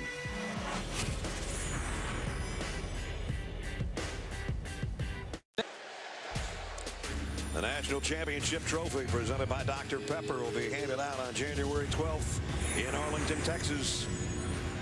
And the winner here tonight will take on Oregon. Big win by the Ducks in the Rose Bowl earlier today over Florida State. And so at 8:30 Eastern on the 12th, we'll figure out who's the best in college football. Everybody saw the points that Oregon scored, and you automatically think Marcus Mariota, and he had a great ball game. But that Oregon defense was pretty salty today against Jameis Winston and the Seminoles. Christian Jones and DeAndrew White waiting on the kickoff. Jones runs up on it at about the 3-yard line. Trying to get it to the middle of the field and goes down to the 10. Great coverage again. That's the 2nd time Corey Smith's made a big play on special teams tonight. Perfect kick and great coverage. We'll go back to the Ohio State touchdown. I think Alabama was expecting pass, and the motion by Jalen Marshall is going to just kind of freeze these guys a little bit. They don't attack the line of scrimmage, and that enables Ohio State to get into their blocks and get the ball in the end zone. Alabama thinking pass on that third down, and Ohio State hit them with the inside run for the critical touchdown. Last couple of games for Ezekiel Elliott, how big has he been? 220 in the win over Wisconsin, the Big Ten title game, and 117 tonight. He, I think, gets overlooked a little bit when he came in with over 1,400 yards rushing, but that's because as Landon Collins is coming back out, you think about the Big Ten and some of the backs they have. Melvin Gordon, obviously, Wisconsin. Tevin Coleman from Indiana. David Cobb in Minnesota. Amir Abdullah in Nebraska, and Jeremy Langford, who had a huge game for Michigan State today. So many great backs in the Big Ten. Sometimes you get lost in the shuffle a little bit. Amari Cooper broke one tackle and then knocked out of bounds on the far sideline as we check in with Holly. Great news for Alabama fans. Landon Collins standing here at the tunnel ready to come back out on the field. He's adjusting his shoulder pads. He's moving that right arm and that right shoulder just fine right now. Also, another update, Jacoby Bourne, the center for Ohio State. They have taped up that ankle. It's been an injury that's bothered him previously this season. Looks like he's going to try to go. Oh, he's a tough dude. We'll see when they come back out on offense. But right now it's Alabama's turn with a 2nd down and 4. Derrick Henry with Blake Sims in the tied backfield. They fake it to him, throw out to DeAndrew White, who's dropped after maybe a yard gain by Lee. Well, great play by Darren Lee. He had a hold of the ankle and didn't let go. If he doesn't make this tackle, DeAndrew White probably squirts forward for a 1st down. Darren Lee was blocked. He got a hold of the ankle and wouldn't let go and forces 3rd down. Ohio State would love a stop here and the chance to get the football back if they can prevent a 3rd and 3. Blake Sims throwing the balls, hit his last 8 passes. Well, here's Cooper right here. They've got him kind of protected. It will be a pass. It will not be complete. DeAndrew White dropped it. Yeah, he let it get to his body.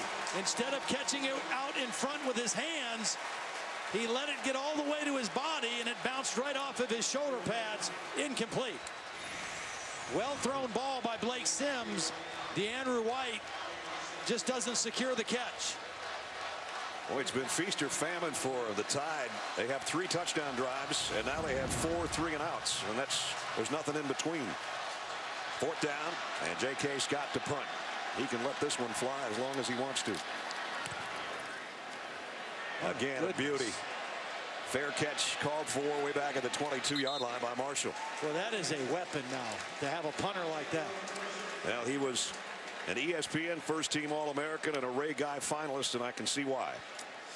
Now, Capital One Bowl Mania continues tomorrow. Number 11 Kansas State taking on number 14 UCLA in the Vallejo Alamo Bowl at 6:45 Eastern on ESPN. Then Washington will battle Oklahoma State in the Ticket City Cactus Bowl at 10:15 tomorrow. So that's your Friday night viewing tomorrow on ESPN. Right now, the All-State Sugar Bowl, 21-13. Ohio State with the ball back, 1:32 and a couple of timeouts to work with. J.K. Scott, 4 punts, 59.5-yard average. Not bad. Man. Van at the tight end in motion. Jones, the play fake, fires, completes. Michael Thomas, he broke a tackle, and he got out around the 37-yard line. 1:24, plenty of time. Ohio State with 2 timeouts. You want to get that first down when you're working a 2-minute offense, either at the end of the half or end of the game. Getting that first down is critical. And Michael Thomas still down after that reception. 124, 124. Nice second effort. Went through the would-be tackle of Cyrus Jones. Thank you. And in doing so, you hope it's just cramps at this point. 1:24 left.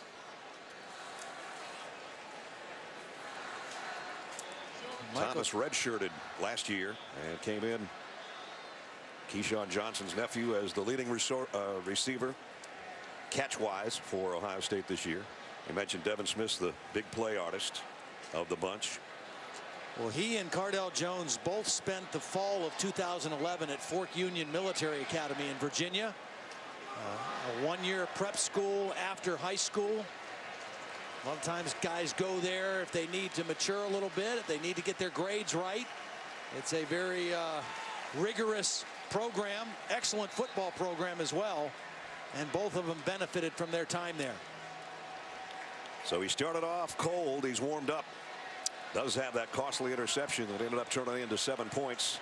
But he's had some big third down conversions on that last drive that led to Ezekiel Elliott's touchdown run. And he's all by his lonesome right now in the Ohio State backfield. JT Barrett looking on. Jones, plenty of time. Going to throw short underneath, complete. Corey Smith got to the 41. That's about all. Geno Smith made the tackle. And now we're down to 110. Haven't seen the deep crossing route for Ohio State, something that they really like. Again, an empty set. Cardell Jones loads, fires down the middle, complete inside the 45 to the 40 to Van at the tight end. Clock will stop as they reset the chains. Pickup of 19. Again, Ohio State with 2 timeouts. Plenty of time here. Landon Collins back in there, as Holly said, after coming back out of the Alabama locker room. 40 seconds left. Some valuable time being wasted. Jones steps up in the pocket. Now he's going to run with it straight ahead, and he's still running with it. Cardell Jones inside the 15. 27-yard rumble up the middle. That's the 3rd time we've seen him scramble up the middle. And his size and strength gets out of the tackle of Ryan Anderson for the first down. Now he's rolling right to throw. And just throws it away wisely to stop the clock with 19 seconds left. And I think what the bench needs to remind Cardell of right now is that they have 2 timeouts. They can't afford to lose valuable time like they did on that one possession or the one play a few plays ago. Manage the clock right now. He's got a lot on his plate, a lot in his mind right now. Very important that he manages the clock here in the final 19 seconds of the first half. They're already in Nurnberger's field goal range, well within his field goal capabilities, although that's been a kind of a shaky spot this year for Ohio State. At the 13-yard line, 2nd down and 10. They may have to use a timeout right here because the play clock was down. There was confusion in their formation, and they had to burn a timeout right there because of confusion. Cardell Jones, though, we talked about third down conversions on the previous drive. Talk about the biggest run of the night for him. It's going to be right here. Well, watch his strength. At 6'5", 250, that's a defensive end, Ryan Anderson, and he runs right through that tackle and rumbles for the first down. You know, there was a time about 5 minutes ago, Todd, where you looked at this and it was 21-6, and we kind of looked at each other and said, uh-oh. Yeah. And you got to give Ohio State credit. They have hung in, and not only hung in, they're going to cut this thing a little bit shorter before halftime. Absolutely. And the critical thing was they found a way to get the ball in the end zone. If they would have had to settle for another field goal and only have 9 points on the board, it would have been devastating. They got it in the end zone. They got the good special teams coverage, and now they got a chance to add to their point total. You would think they'd be sure to get 3, but they want more, if at all possible. With 19 seconds left, end around, and now a pass coming up. Spencer to the end zone. Thomas. Did he get a foot down? Yes, touchdown. Yes.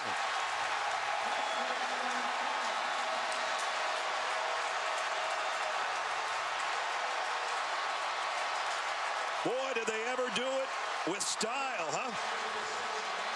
Well, Cyrus Jones is in perfect position. This is not a play that fooled Alabama, but the ball is thrown in the right spot. Did he get a foot down? Wow. I think he did. There's his left foot. There's still some green showing before you see the chalk. Wow. What a catch and what unbelievable balance to stay in bounds. What a catch, but what a throw by a wide receiver. Evan Spencer threw that ball in the only place that his guy could make a catch because Cyrus Jones was in perfect position to make a play on the ball. It had to take a perfect throw and an acrobatic catch on the other end. Evan's dad, Tim, who was a great one in Columbus when he was a Buckeye, and his kid just lit up the crowd with that touchdown throw to Michael Thomas. Beautiful. 13 yards. And while they're continuing to look at it, it's 21-19 right now with 12 seconds to go. I mean, Cardell Jones could not have thrown that ball any better. Evan Spencer put it in the only place he could. After review, the rule on the field is confirmed. Touchdown.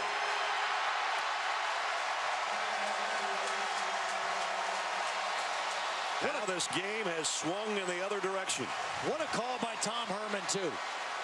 19 seconds left in the half. They've had trouble in goal-to-go situations. They go for the trick play, and they pay it off with a touchdown. I guess there's some thought that you might want to go for 2 here to try to tie it, but there's a lot of football left in the second half, so it's an extra point by Nuremberger coming up. And Ohio State won the toss and deferred, so they'll get the ball to start the third quarter with momentum. Again, Michael Thomas kind of quiet in the first quarter. They fake the pitch to Marshall, and then Spencer on this beauty. Ohio State with 348 yards of total offense in the first half against this Alabama defense. That's beautiful. That is. 14 unanswered points in the last 2 minutes and 43 seconds. And it can change just that quickly. And now we got a ball game. Let's check in with Holly. Well, Urban Meyer has long told us that Evan Spencer is a program guy that does everything right. He said he does so much for that. I trust him with everything. Coach really backing up those words, trusting him in a huge goal line situation right there. To throw a pass, that really is everything for the senior wide receiver. An outstanding blocker on the perimeter. Doesn't get the ball thrown to him that much this year. Only 14 catches coming in. But outstanding blocking on the perimeter. And in that case, can't throw it any better. Nope. And once he let it go, he knew it.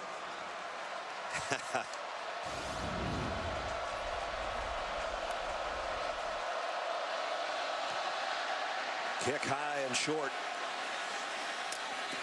Jones runs up on it at about the 17, and he'll get out to the 29, maybe the 30. But just 6 seconds remaining now. I would expect Alabama to just take a knee here. Check out the balance of yardage here. Ohio State way bigger in the total yardage category, but Alabama still bigger on the scoreboard. But remember, 14 of those points came off turnovers. Right. And the field position up until the last couple possessions was really in Alabama's favor. They had short fields to work with because of the turnovers. Ohio State started taking care of the ball. They started covering kicks, flipped the field, and made this a close football game. A one-point football game at halftime. Great surge by Urban Meyer's Buckeyes in the final minutes of the second quarter.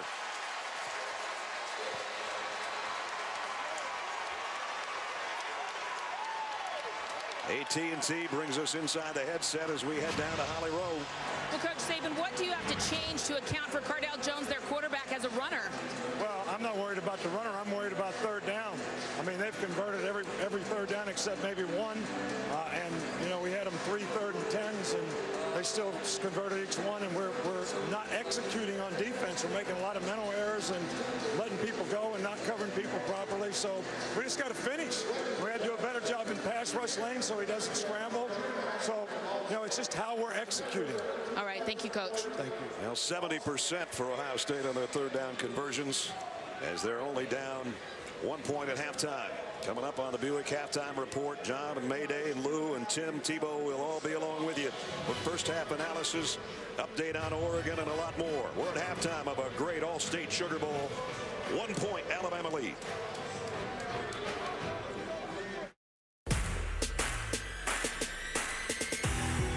On the Sugar Bowl stage, the Buckeyes and the Tide attempt to take one step closer to ruling college football's brand new world. It's big Derrick Henry rumbling down the sideline. Touchdown. They fake the pitch to him. Sims on a bootleg. Throws on the run. Touchdown, Amari Cooper. Just outside the one. It's Yeldon again, and he'll walk in. Touchdown, Alabama. Elliott leads the way. Touchdown, Ohio State. That one puts him right back in business. End around, and now a pass coming up. Spencer to the end zone. Yes, touchdown.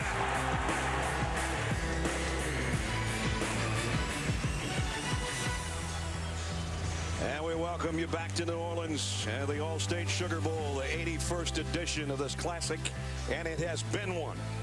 Inside the Mercedes-Benz Superdome, halftime, 21-20, Alabama by a point. Ohio State had touchdown drives of 71 and 77 yards in the first half. They had two other drives of over 70 yards that ended in field goals. They had a couple turnovers. Partner, we got a good one going on right now. Yeah, and this game was teetering in the balance for Ohio State at 21-6. They settled down. They righted the ship. They started making some things happen. They ran 20 more plays than Alabama did in that first half. And right now we have a heck of a ball game. Well, and Nick Saban told Holly, I think they converted every third down. They didn't, but they did go 7 out of 10, and that's more first downs given up in a half by Alabama than anybody all year long against them. More big plays, too, in that first half than Alabama was able to generate. And Curtis Samuel will take a knee as we check in with Holly. Well, Urban Meyer said it's a pretty obvious conversation. Don't turn the ball over. He said we can talk about the red zone and doing better in the red zone all day long. But the bottom line is don't turn the ball over. He thought his quarterback, Cardale Jones, really settled down later in that second quarter. He said that's what we need. We need to get that momentum back and just play calm and settled. And let's see how he does with the opening possession of the third quarter. Mentioned big plays, impact plays, runs of 10 yards or more, passes of 20 yards or more. Ohio State had 12 impact plays in the first half. Alabama only 2. Jacoby Bourne, by the way, the tough guy, is back in at center. He's not going to miss this one. Jones, quick play fake and a slant complete for a first down. So his first pass of the third quarter is good for 11 to Michael Thomas, who made that sensational catch in the corner of the end zone before halftime. Nice job getting off tight coverage. Pass was a little bit behind him, but a nice job by Michael Thomas reaching back to make the grab. First down at the 36. Empty backfield for Cardale Jones. The throw, Thomas again from the other side this time. Short of a first down, but a good throw and catch. Cyrus Jones made the tackle.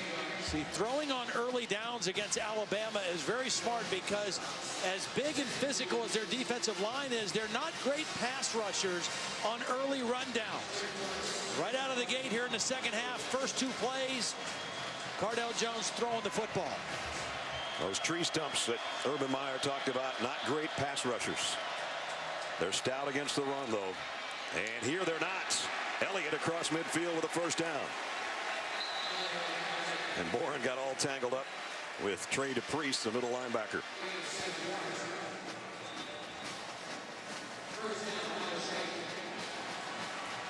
So this is an impressive start in the opening minute. Well, Ohio State has to be a very confident football team. They closed the gap. They scored right before halftime, and they come out of the gate here in the third quarter with positive momentum and positive yardage. Pistol set here with Elliott behind Jones.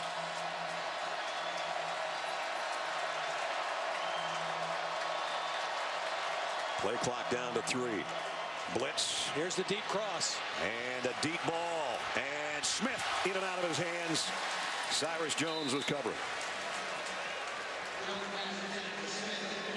Well, Cardale Jones looks very confident. He's standing strong in the pocket. They run 2 guys off. You have the deep cross. Evan Spencer coming underneath. Not a bad chance going down the field against single coverage. Not able to make the connection, but they also had the crossing route with Evan Spencer coming underneath that.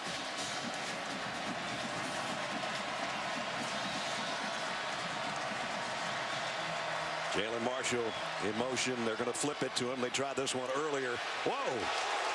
And what a hit by Ragland. And that's about the second or third time that he's been hit. Third time, and his helmet's come off. And so he's coming out for another play. He's either better put that chin strap a little tighter, or get a double buckle or something, because Ragland, that's 255 pounds coming full speed, knocks the headgear clean off. and that's exactly what they're working on, is the chin straps to get him a little tighter. He's going to feel that one, though, for a few plays, I think. 3rd down and 8. Ohio State 7 of 10 in that first half. Most of them long yardage like this. 5 out of 6 when it's 3rd and 8 or more. Jones waited to the last minute and let it fly, and he's got Devin Smith. Touchdown.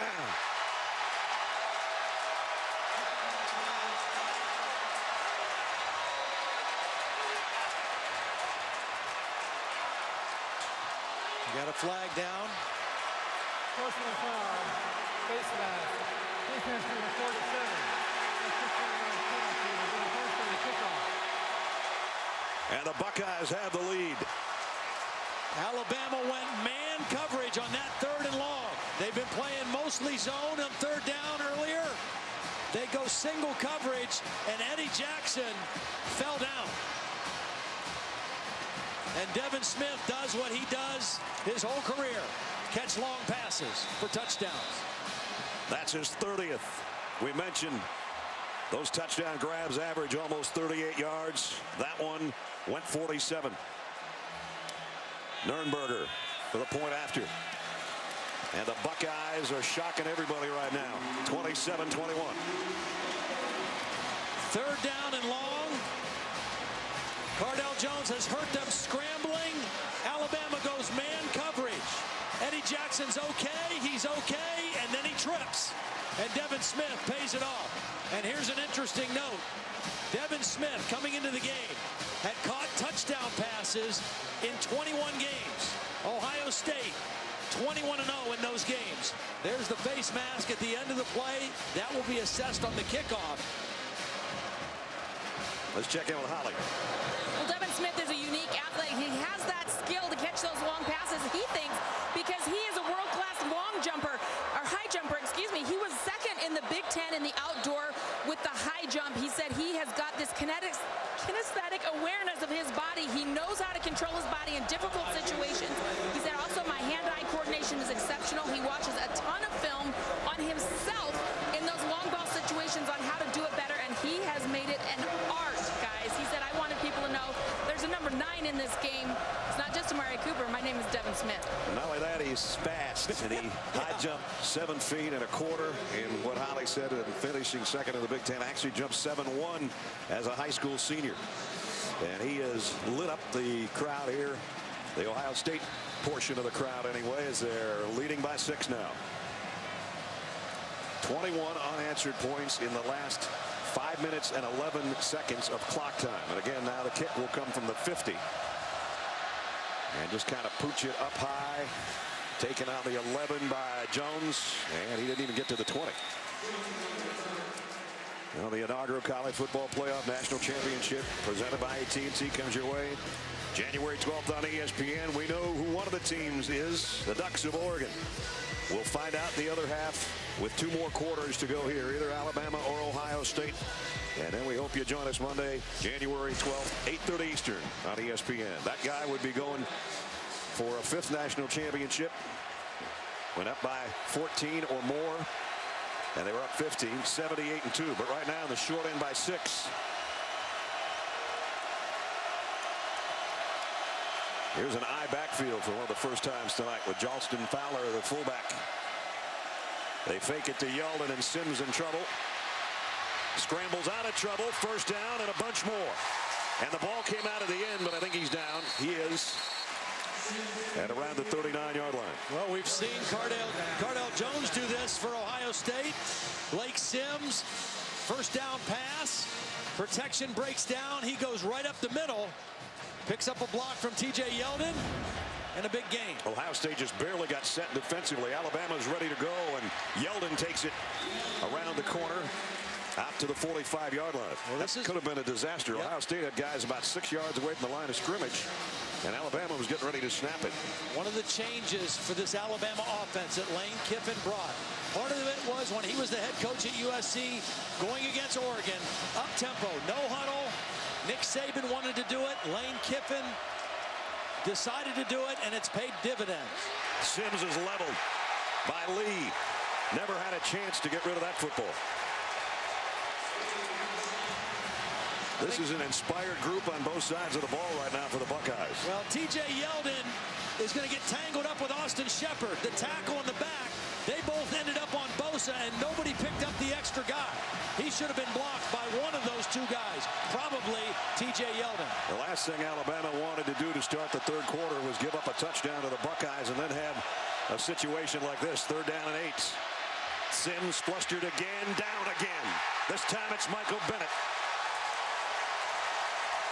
Well, we talked about Ohio State being so good on 3rd down in the first half. Alabama was 1 for 6 on 3rd down. Make it 1 for 7 now. Good pressure by Michael Bennett. Spin move on the guard, Leon Brown. That's just great individual effort by an interior lineman rushing the quarterback.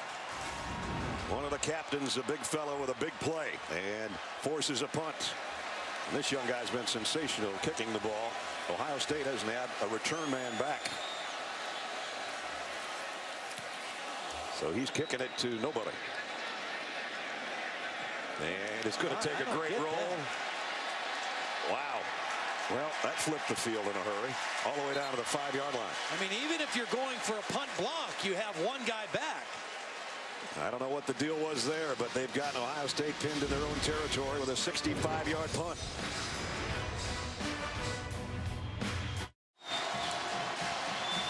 We talked about the interesting situation at quarterbacks for these two teams before the game started.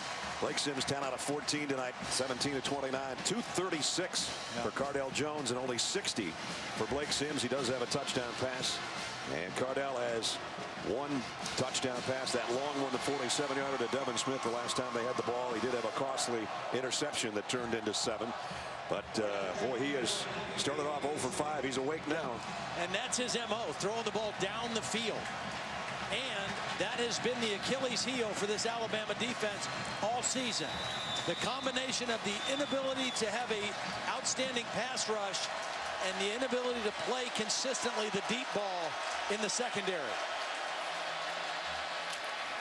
Elliott straight up the middle, got him a little room to work out around the 9. A lot of game left. I think this is a critical possession right here for the Alabama defense. They have to try to get some momentum back on their side. They got the punt. I don't know if it was a mistake. I'm believing it was a mistake by the Ohio State return team to not have a guy back there. They pinned him deep. They've got to keep him here and try to get a 3 and out for their offense. Second time that their punters put him at the 5-yard line tonight. So far they've moved it 4 yards further, and now Jones will keep it himself.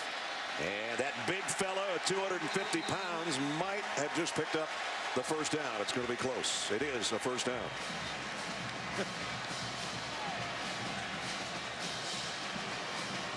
You know, he's not a whole lot smaller than the guy he ran right behind, the center, Jacoby Bourne. I mean, he's almost as big as Jacoby. He's definitely taller than him. Yep.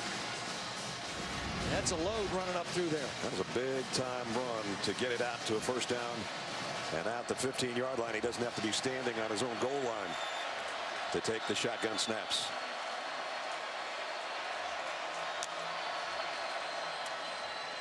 Back to Elliott. And Ezekiel across the 20 to the 22. Holly. Well, Landon Collins had gone to the locker room before the half. He did come out and play in one series, but then he left early again, running to the locker room with the athletic trainer, Jeff Allen. He has come back out with a new wrap on that right shoulder.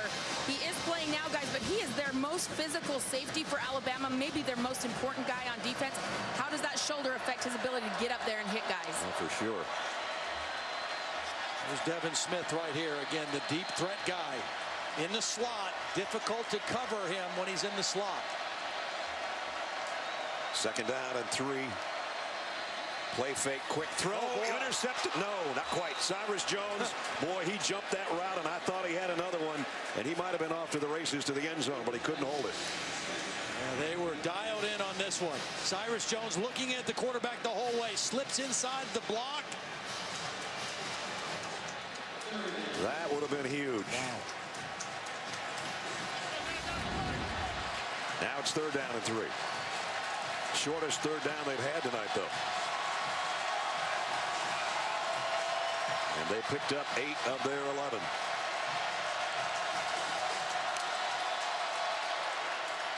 Straight ahead. And again, the quarterback running over would-be tacklers. They haven't called very many design quarterback runs because of their lack of depth at quarterback. But when they've called it, Cardell has responded. He scrambled on his own a few times. That was a design quarterback run to pick up a huge first down. Of course, when Braxton Miller was quarterback, he was almost one of the best running backs in the Big Ten. J.T. Barrett, a shifty runner. And then the power of 12 gauge. Jones throws complete. Spencer. And he's out across the 40. Of course, Evan Spencer, if you missed it, had one of the huge plays in this game. An end-around pass. The first pass he's thrown in his life as a collegiate player was for a touchdown. It's just interesting for me to watch Cardell Jones right now because the more this game goes on, the more comfortable and confident he looks. He's not afraid to hang in there, is he? Nope. He's made some throws with some company with him in the backfield. This run's going to be stopped short on the first down. It'll bring up third down and a long yard as Ezekiel Elliott getting helped up there, but got it to the 42.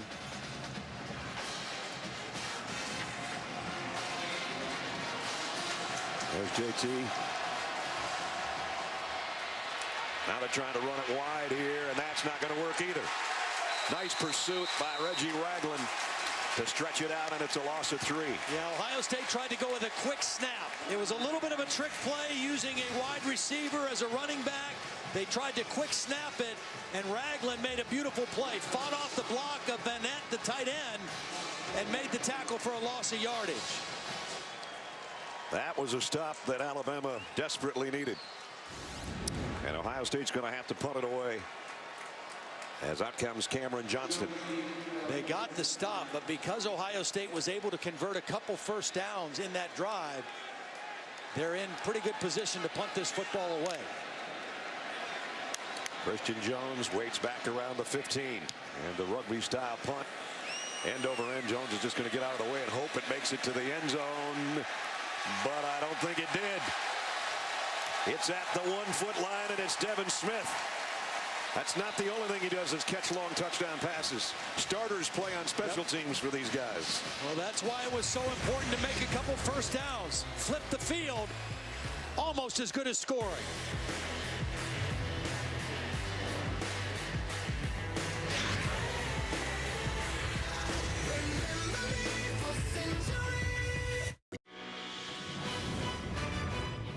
The 2015 All-State Sugar Bowl is brought to you by AT&T, presenting sponsor of the College Football Playoff National Championship game.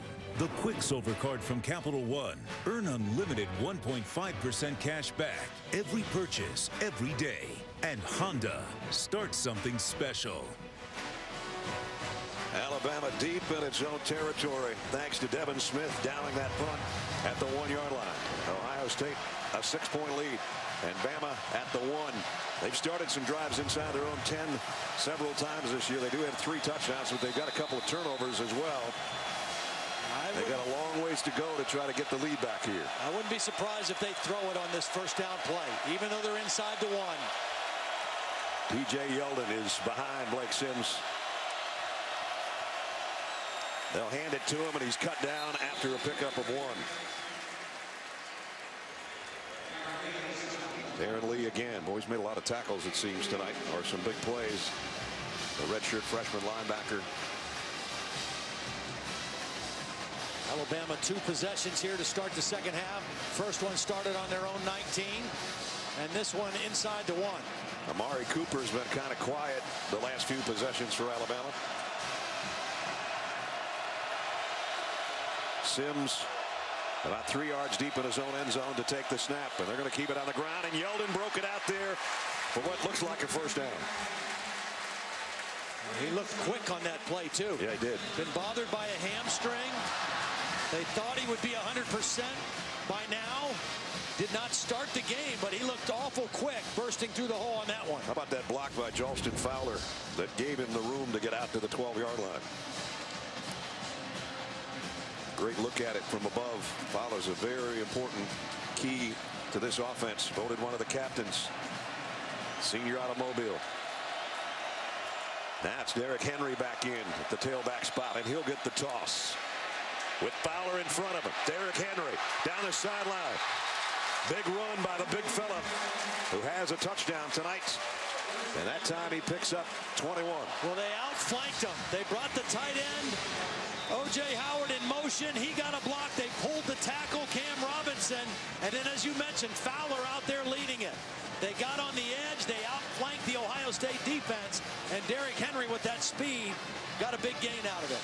All the way to the 33. So a drive that started at about their own 2-foot line has them a first down at the 33-yard line. That's Fowler in motion again.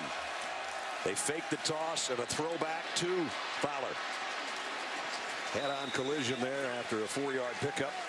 Pretty nice play by Blake Sims. It didn't gain a lot of yards, but when you run a bootleg like that, you got to get your head and eyes around right away in case there's somebody still there.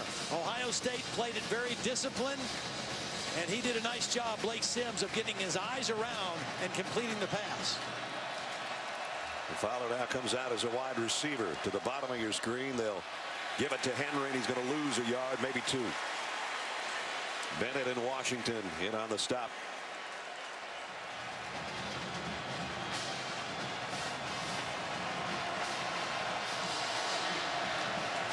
Third downs tonight. Ohio State has owned it. Alabama has suffered because of it. Well, and look at the average yards to go for Alabama. That's manageable distance, but a very poor average so far. Yeldon back in there. He and Fowler switch places.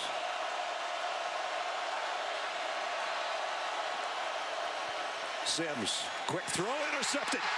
Picked off by Steve Miller. Miller. Defensive lineman dream. Touchdown.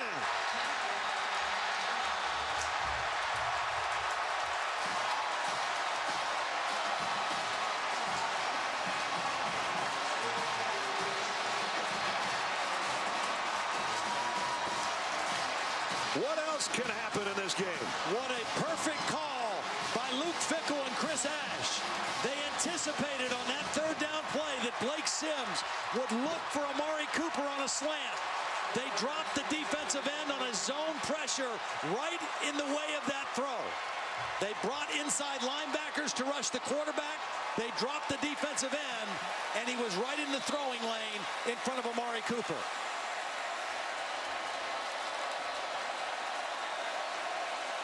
Nurnberger's extra point. Up and good. 3:21 remaining third quarter. I noticed a sign earlier that said the Steve Miller Band was playing in the Superdome later on this month. Steve Miller Band just struck here from the defensive line of Ohio State. The big guy with the pick. And 41 yards later, Ohio State another touchdown.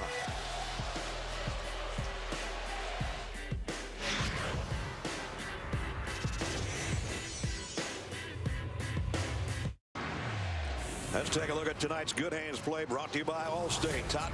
Well, perfect design. Ohio State is going to rush linebackers here. This is Steve Miller right here. He is going to drop into zone coverage and be right in the throwing lane in front of Amari Cooper. Ohio State guessed perfectly on that third down play, and not only do they get the interception, they do one better. They get the touchdown. Looked like a tight end, number 88. Ran like a tight end once he got his mitts on it. 28 unanswered Buckeye points in a game that looked like it was going to go sour in Ohio State's direction when it was 21-6, and now look what it is.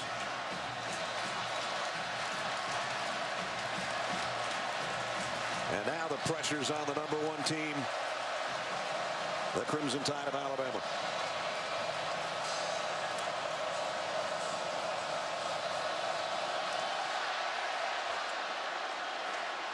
Christian Jones from just inside the 5. Oh, and he got leveled again. Boy, the special teams have been special. That's 3 big hits by Corey Smith the wide receiver playing on special teams. You know, there's a physicality to this wide receiver group of Ohio State, and I don't think it's any accident, because Urban Meyer is an old school coach, and as he started as an assistant coach, he was a wide receiver coach at Illinois State, at Colorado State, at Notre Dame, before he became the head coach at Bowling Green. He's an old school physical football coach, and the wide receivers on this team are very physical. This is the largest deficit this year. If you wonder, in the previous, they were down 12 in the Iron Bowl. Auburn, they came back to win that one. Now they got their work cut out for them again.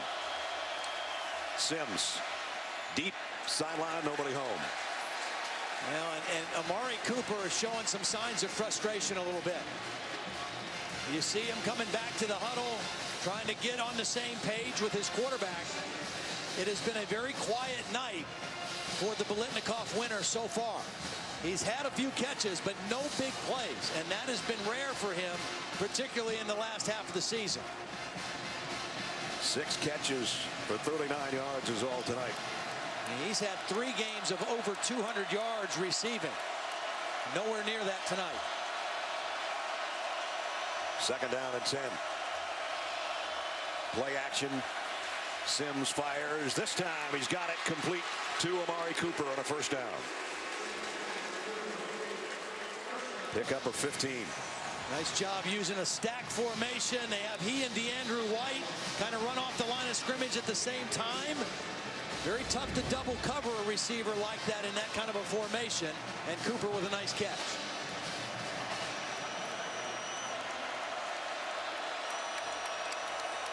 Everybody has a look over to the Alabama sideline.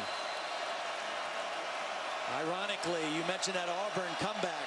It was after Blake Sims' 3rd interception in the game that things turned around. Sidearms this one, middle screen, Derrick Henry. Henry broke a couple of tackles. Derrick Henry trying to outrace everybody all the way to the 15-yard line.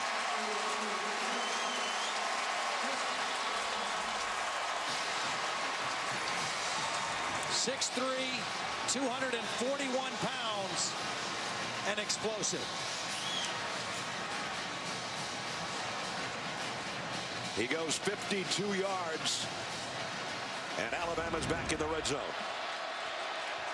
They actually spotted him down at the 17.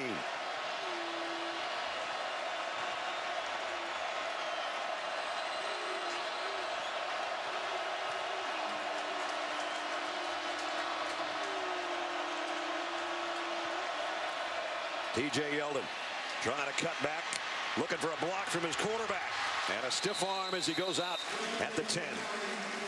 Quite a response right now by Alabama and Blake Sims. That's been kind of the mark of him this year. One of the reasons why his team rallied around him so much, his resiliency. And this team showing some resiliency on this drive, trying to get back in the ballgame. Voted the most inspirational player on the team for Alabama. He's inspiring things right now.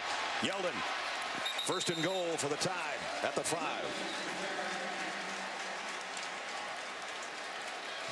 Big Leon Brown, the right guard, with a nice lead block on that play.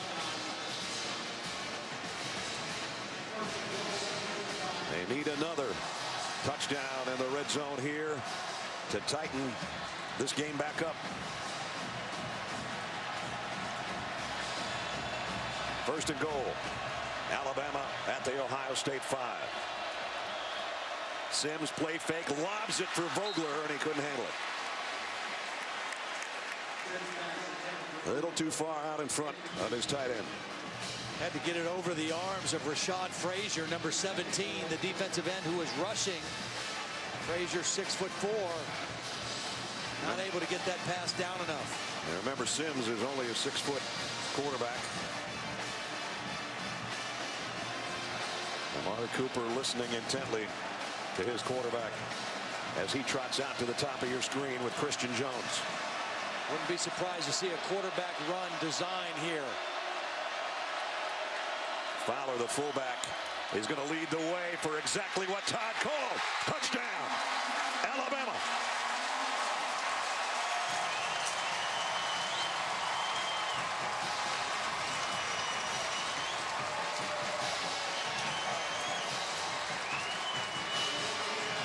Two great blocks there. Kawanjo, the left guard. Jalston Fowler, who we've seen doing a great job as a lead blocker. And Blake Sims showing the resiliency that he has shown all season in his 1 year as a starting quarterback. Gets it in the end zone for the touchdown. Adam Griffith, point after good. Just over a minute remaining in the third quarter. This thing is really getting interesting. Blake Sims waited his time at Alabama to be the starting quarterback. He's just cut it to 34-28.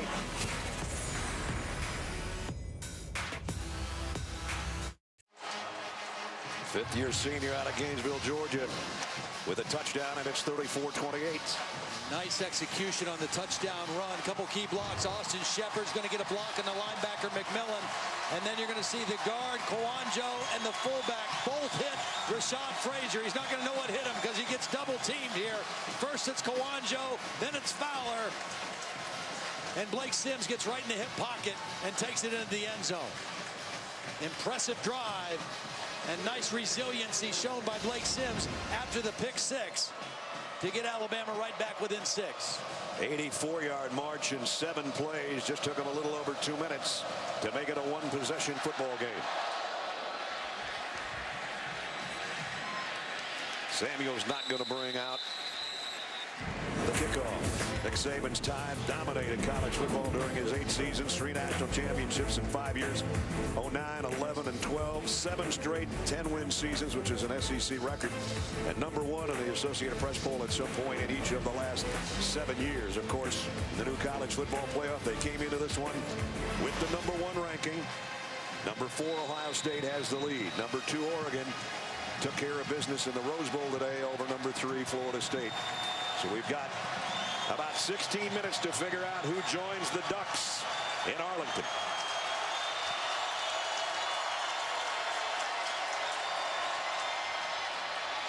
Quarterback run all the way for Jones. Picks up 5. I think the reason that Ohio State is doing this, even though they take the risk of getting their quarterback hit, I think Alabama came into the game not expecting many quarterback runs because of the depth issue. They knew if J.T. Barrett was there, that was a big part of Ohio State's offense. And Ohio State is recognizing that and calling Cardell's number more as a design run. Second down and 5 from the 30. Here comes a blitz off the corner. Elliott takes it the other way and got a couple before he ran into trouble from Trey DePriest and Reggie Ragland, the 2 linebackers. That might be the end of 3 here. Final 10 seconds. And what is a thrilling 81st edition of the All-State Sugar Bowl. 1 quarter to go. Both teams are going to hold up those 4 fingers.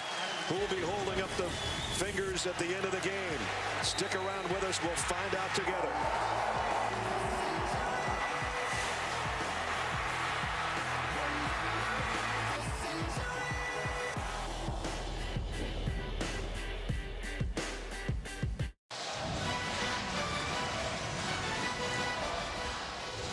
Fourth quarter of the All-State Sugar Bowl set to begin.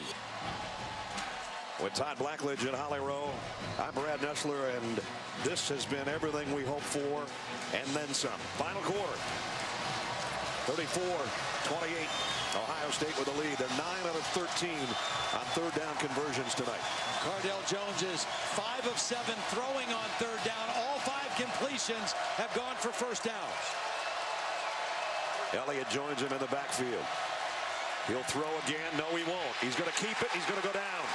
Great play by Jonathan Allen on that defensive front for Alabama. And I think that was by design to run.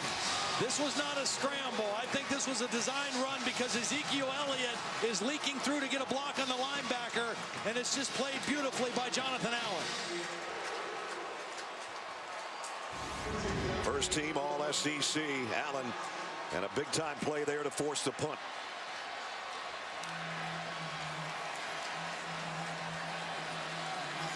Johnston's last punt traveled 60 yards.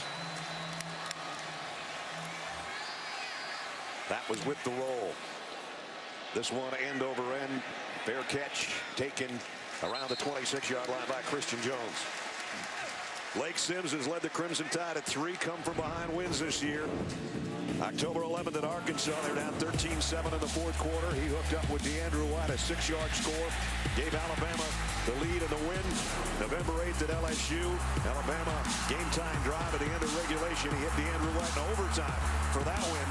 And then we mentioned this one earlier. They were down 36-27 late in the third before he led the Tide to 28 unanswered points to come back and beat Auburn 55-44.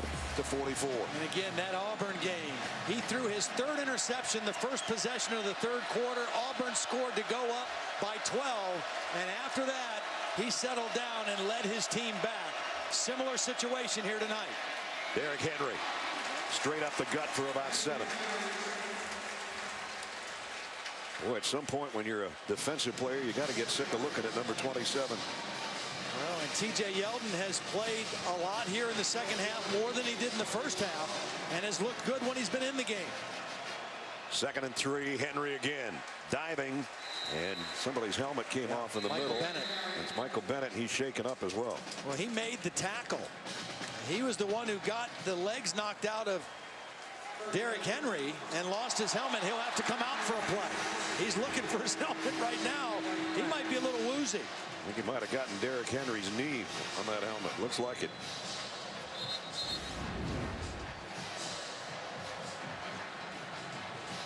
He's had a heck of a ball game. Sure has. You know, he has played well down the stretch in the Big Ten championship game. 4 tackles for loss. He forced 2 fumbles. When he's healthy and when he doesn't have to play 60 or 70 snaps in a game, he is really disruptive on the inside. And he's been a disruptor tonight. Henry got the first down at the 36. Sims going to throw it out. Amari Cooper on the corner. And Cooper's close to another first down. May have it. That's a play they stole right out of the Auburn playbook. Auburn ran this for a touchdown against them in the Iron Bowl in 2013. Quarterback run, but you've got that little bubble screen as an outlet instead of a pitch man. They react to the run. You throw it out to Amari Cooper, and you get another first down. Alabama fans are saying we don't want to steal anything from Auburn except a win, but they did steal that play, and it's a first down at the 47. Sims pump fake once. Now he's in trouble. Trying to dance out of it. Somehow did. Blake Sims. Well, he's going to get planted by Darren Lee, but he made something out of nothing there. Yeah, did a heck of a job to get out of trouble, but not able to throw the football downfield anywhere. Good pressure by Ohio State and Darren Lee, and we've called his name a lot. He's been very active tonight from his linebacker position. So it goes down as a sack, the 3rd of the night, with the loss of 2. Bennett's back in there.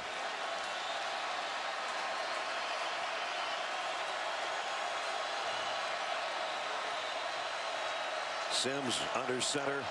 Blitz coming. He fakes it to Henry and rifles it far side, and it's incomplete, well short of Amari Cooper, who was covered by Eli Apple. It's a long throw for Blake Sims from the left hash, throwing a deep comeback route to the right sideline. He had been great on 3rd downs, leading the country this year. That's not the case tonight. Not only that, it's the longest 3rd down of the night for the Tide. Right now, if you're Blake Sims, don't take any unnecessary risks. There's a lot of time left. You're 1 score down. You can flip the field if you have to punt. Don't force a bad play. Middle screen to Henry, and he's going to be dropped by Curtis Grant, the senior middle linebacker and one of the captains. Nice play by Grant.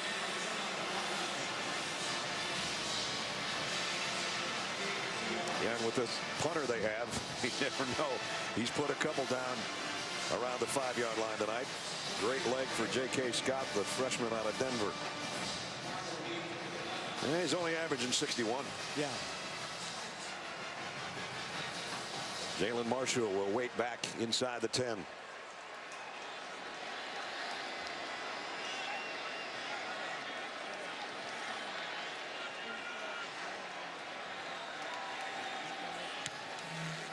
And again, Kicks it way into the lights here of the Superdome and almost mishandled. That would have been a disaster. Jalen Marshall gets his hands out there and snatches it right around the 8-yard line. 11:17 remaining in the fourth quarter. Great game going on here in New Orleans.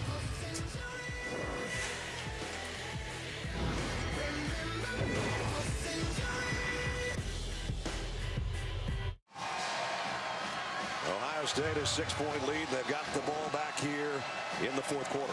Cardell Jones in his second start has 18 completions, 243 yards. One of the ways he's getting some big plays is against the 2-deep coverage, finding that soft spot in the middle of those two safeties behind the linebackers.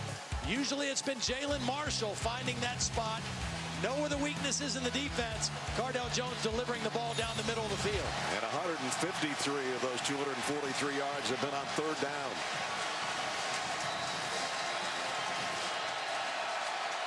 Third time they've had to start inside their own 10-yard line because of the punting of J.K. Scott.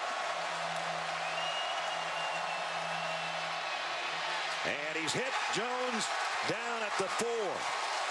DJ Petway got him from behind. Xavier Dixon was coming in front of him.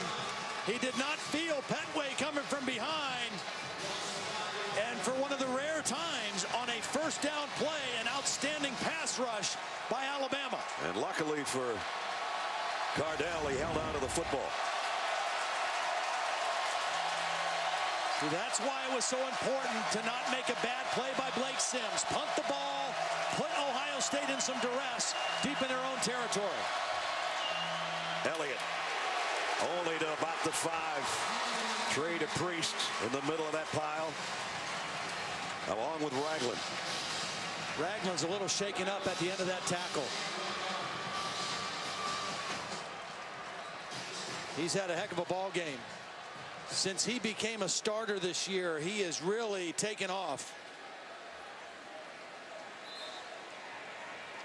Junior out of Madison, Alabama. Todd mentioned the size of the linebackers. Ragland 254, DePriest 250, and Duvall 254. Well, the problem right now is that Duvall is not 100%. Dylan Lee, another backup linebacker, is not 100%. There you see, just kind of led with the head and gets up very woozily at the end of that play. Reuben Foster is another inside linebacker who will probably be in this situation. And they're taking Reggie to the locker room.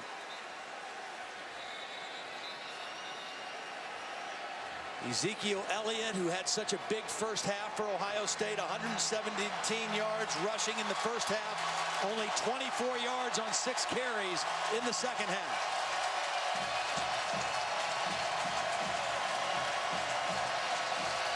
Third down and a bunch. Jones standing on his own goal line. Into the end zone to throw.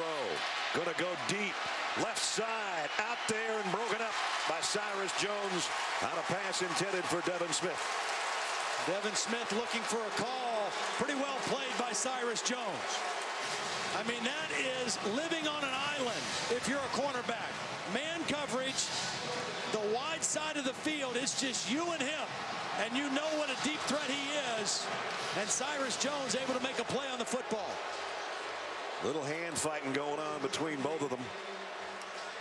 And now it's going to be a punting situation for Ohio State. And their punter is standing almost on his end line. As you look behind Cameron Johnston. This should be great field position for Alabama regardless of how he hits this one.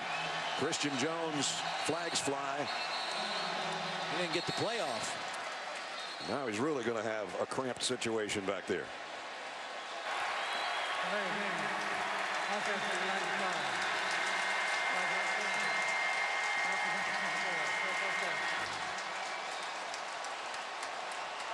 He is running out of real estate back there. This is going to be a shorter snap than he would like to handle. I don't know if Alabama might try to come with the pressure up the middle or not. I don't think you need to. You're going to get great field position no matter what Christian Jones does on this end. I think and another they moved. flag's down. I think Ohio State moved again. He's going to be playing quarterback under center to kick this thing pretty soon.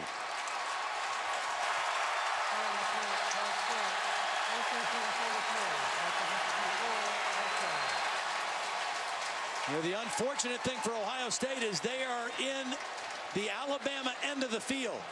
The majority of the Alabama fans are right down there, the Alabama band, right down where they're snapping this football in this part of the field. Very hard to hear. You can see how close the line of scrimmage is to the punter now. Johnston got it out of there in a hurry. High kick, but short. Jones has to clear out of the way. It takes a bounce backward. It's going to be at about the 23-yard line.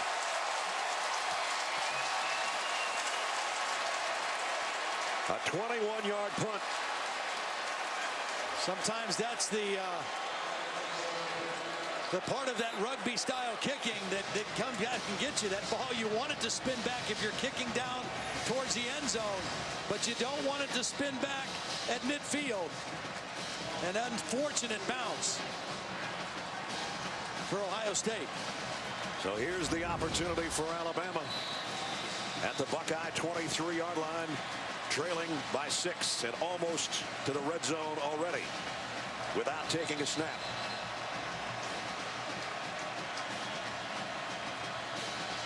O.J. Howard, the tight end, comes out and lines up on the left side. We haven't seen anything from him tonight. And now Amari Cooper in motion. Sims rolls right, fires, intercepted by Von Bell.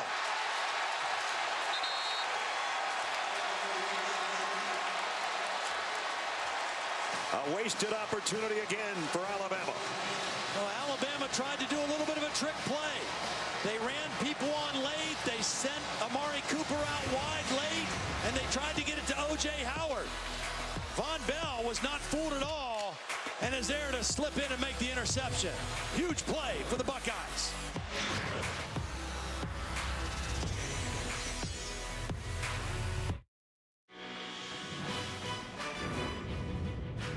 The 2015 All-State Sugar Bowl is brought to you by Allstate, proud supporters of college football. Are you in good hands? The Lincoln Motor Company and the first ever NKC. And Taco Bell, bringing you the first ever student section at the college football playoff. Live Mas.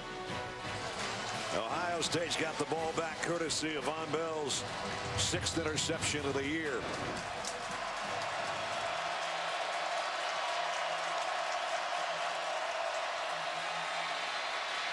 Trouble.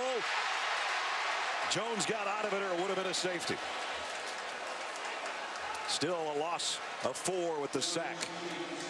Second time, Cardell Jones very close to a safety.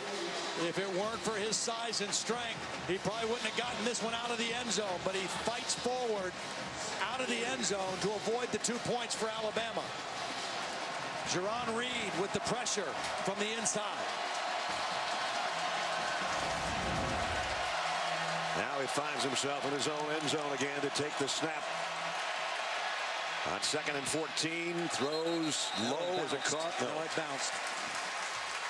Intended for Evan Spencer. The other thing you have to be careful of, there hasn't been a holding call on Ohio State, but when you're throwing from this part of the field and your quarterback is in the end zone, you don't want to get a holding penalty resulting in a safety either. 3rd down and 14. There's his 3rd down passing that we talked about. But this is a big one here. Gonna roll to throw. That one's caught, but it's well short of the 1st down. I don't think that one was caught either. I guess not. So Ohio State's right back in the situation they were earlier, having to punt with the line of scrimmage inside the 10. That's 3 straight 3-and-outs for the Buckeyes offense.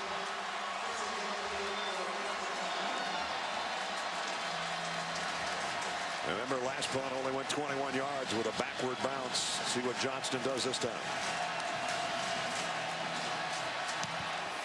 Oh, they hit him. There's a flag. Oh, boy. And Jones is buried on the other end. The last time they did not go after him. They set up a punt return. It was a short punt, and they got great field position. This time they came after the punter Johnston and ran into him. Now, is it 5 yards or is it more? Whoop, there goes the headset.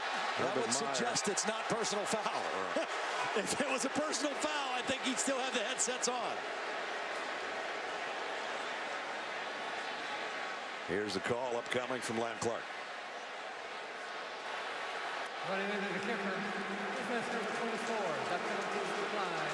First down.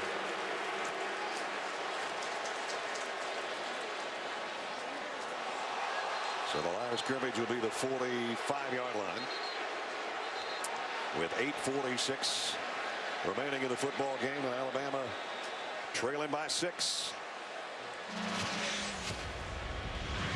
Another look at the penalty.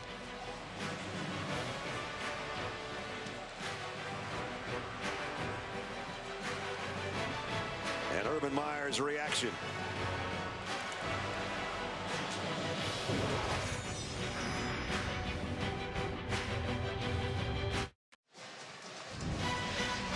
.846 remaining in the fourth quarter. Still a 6-point game. And the All-State Sugar Bowl here in New Orleans. I want to bring in Bill Lamagna, our rules expert, on that last play on the running into the punter call that infuriated Urban Meyer. Bill? Well, we had the kicker displaced on this. He wasn't roughed. He hits the upper leg. Kicker spins on this and goes down. He kind of put a little accent on it with the spin. But he was only displaced, not roughed. There's the little demi-plie, whatever you call it. And now the headset's going to get displaced. I don't know where that went. That baby's out there someplace. And Alabama at the 45-yard line. Andrew White in motion. Fake the stretch play, and Sims wants to throw, and now he's going to run with it. Gets what he can and gets out of bounds right about midfield. Well, after Blake Sims' first interception that was returned for a touchdown, he responded with resiliency and brought his team back for a touchdown to cut the lead to 6. He threw his second interception when they had a golden opportunity to take the lead after the poor punt. Let's see how he responds this time. Again, that's been his MO all season, is resiliency, and that's why his teammates have rallied behind him so strongly throughout the year.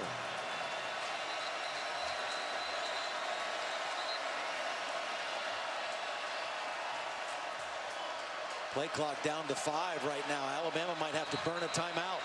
There it is. And they do take a timeout, so they've only got 2 left. Timeout. Alabama.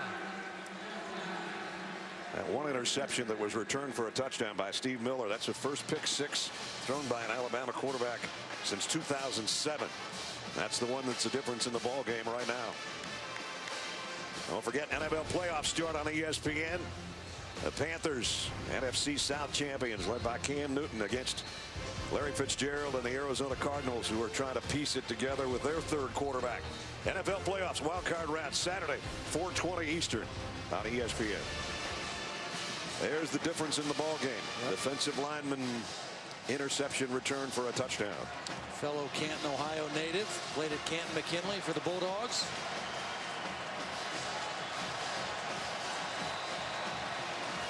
The football right at the midfield stripe.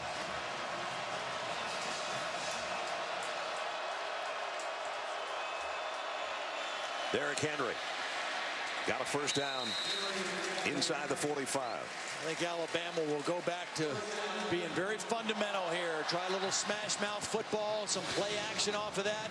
The last interception Blake Sims threw, they were trying to go a little bit tricky and fool the Ohio State defense, and it backfired on him. It didn't fool Von Bell, and they ended up throwing the interception at the 1-yard line. Derrick Henry now closing in on that 100-yard mark as well. Ezekiel Elliott well over that for Ohio State. Here's Henry and a nice cutback.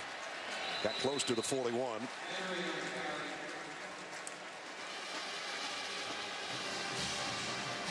We talked about early in the ball game that Urban Meyer said to us he loved his preparation. He felt great about his team. His only question was, are we good enough? I think that question has been answered very well. They are definitely good enough to not only be in this game, to win this game, or to potentially play for a national championship this year.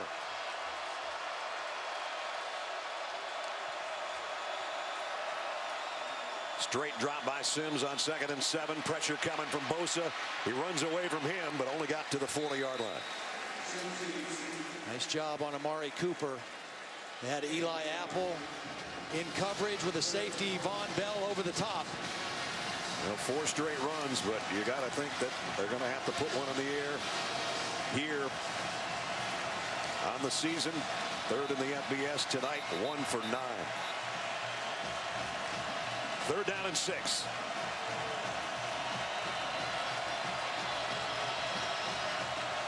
You bring the tight end out here to hopefully draw coverage by a corner right here. Cooper up on top. Quarterback draw. Sims loses yardage. Darren Lee again.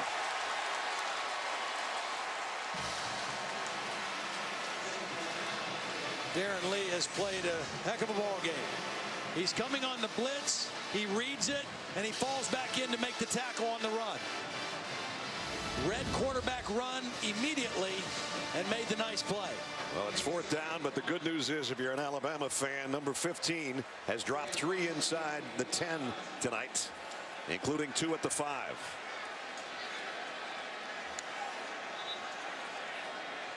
Alabama was a man short on their punt team.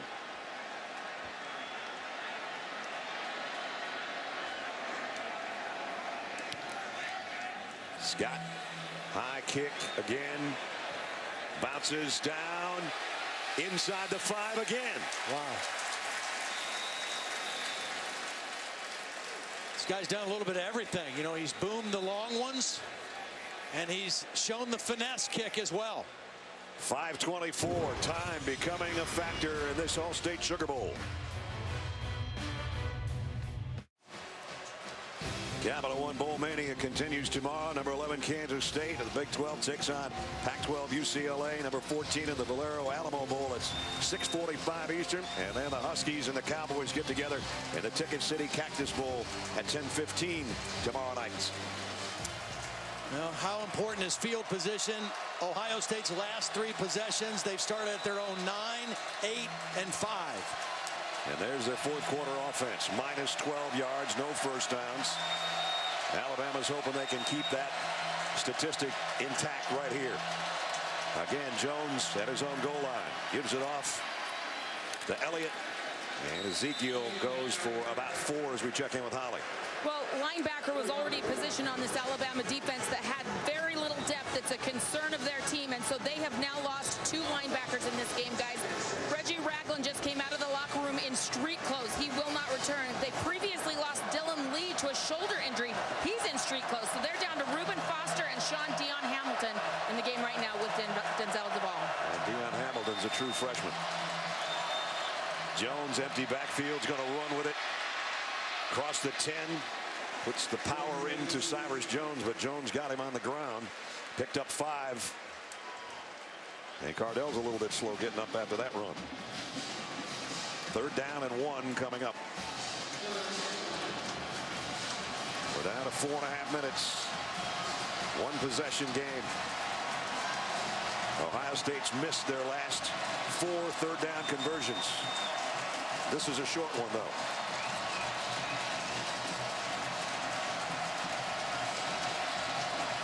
I'm not sure I wouldn't run him again. I'm not so sure I wouldn't give it to 15.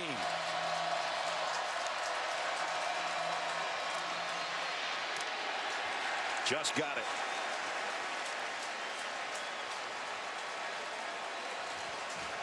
And Landon Collins shaken up again. Remember, playing with a bad right shoulder or upper arm, whatever. And he's on the turf again. On the last 2 plays, as they take a look at Landon Collins, Cardell Jones has gotten hit pretty hard. Collins hit him on this one, and then he got hit again by Nick Perry, the other safety. And that run by Jones is the 4th time tonight that he's rushed for a first down on a 3rd down situation. Only needed 1, and he got a little bit more than that. He's trying to get a quick breather here. And Collins, well, he bounces up and bounces to the sideline to see if he comes back in after 1 play. That first down for the Buckeyes, that's the first down they've had since there was 8 minutes left in the 3rd quarter. And it was huge because the clock is on their side. Alabama with 2 timeouts. They're not in the area yet where they need to think about using them. But that conversion bought Ohio State some valuable time.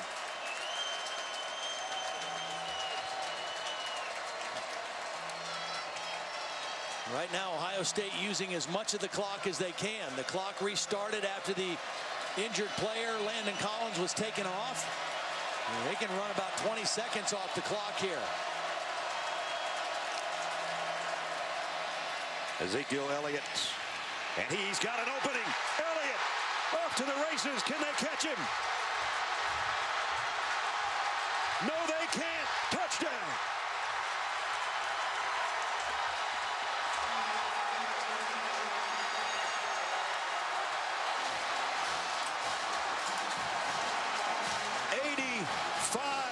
Yards.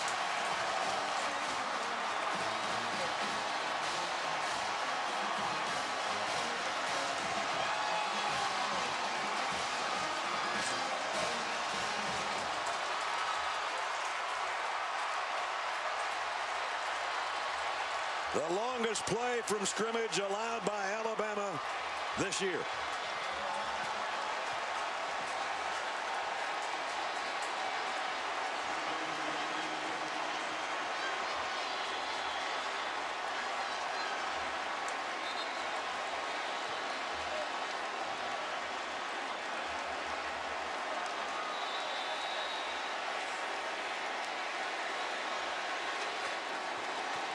Career high night for Ezekiel Elliott, and they'll go for 2 here.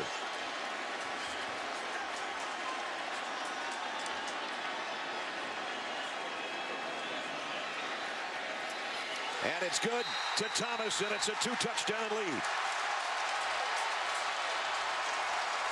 Brad Holly talked about the lack of depth at linebacker. Sean Dion Hamilton, the freshman, that's him right here. Evan Spencer, we've already said he's a thumper as a blocker at the wide receiver. Watch the block he gets on the freshman linebacker. Key block in the play. Ezekiel Elliott gets behind that block. Billy Price gets a block on the safety, Nick Perry, and then the speed of Ezekiel Elliott does the rest. Evan Spencer has thrown a touchdown, and he just threw the block that may have secured the Sugar Bowl for Ohio State. The last 2 games for this young man, 40 carries, 450 yards, a career high of 230 right now. And he had a 54-yarder earlier in the game. This one takes the cake, 85 yards for the touchdown. Going into the Big Ten championship, people wondered if the Buckeyes even belonged in the college football playoff. Then they took care of the Badgers 59-0. And right now they're up 42-28 on #1 Alabama.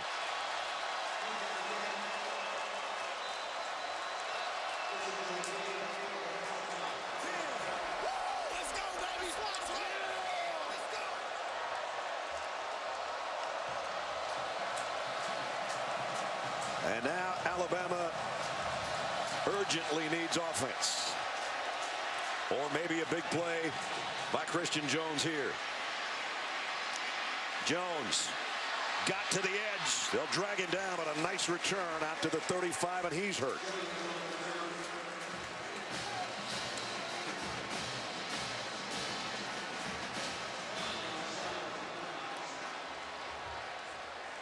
He almost got the seam he needed and then run down from behind, and it's his lower right leg. And you can see that right ankle already heavily taped.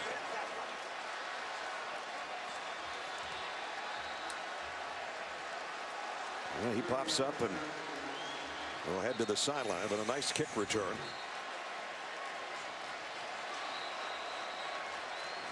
And you see that ankle getting twisted around as he's dragged down. How about Ezekiel Elliott the last half of the season? First 8 games, he averaged 88 yards per game. He got better, the offensive line got better, and down the stretch, he's been as good as there is in the Big Ten and maybe in college football running the football. And right now, he's got an All-State Sugar Bowl rushing record. Here's a throwback and over the head of O.J. Howard. They tried to get a kind of a tight end screen over here, and that didn't work. Steve Miller was reading that all the way. Miller, of course, had the big play, the 41-yard touchdown off the interception. That gave Ohio State the cushion, and then Ezekiel Elliott and a 2-point conversion has made that cushion bigger.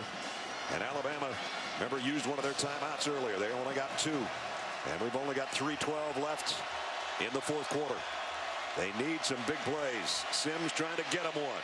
Going long. Got White out there. DeAndrew White to the 15-yard line. Boy, how do you let this happen? You got a 2-touchdown lead. You react to the double move. Watch the second move here. The safety jumped it. That was Tyvis Powell. And that's just a no-no in this situation. If you're Ohio State, nothing can get behind you. Keep everything in front. And a big opportunity here for Alabama with 2:48 left in the game. A 51-yard pass play down to the 14-yard line. Sims again. Trying to throw a middle screen, and that one ran into some traffic. Adolphus Washington might have gotten a hand on it. It was intended for Derrick Henry. The only good thing about that play for Alabama is the incomplete pass stopped the clock. Exactly. Because it wasn't going to go anywhere.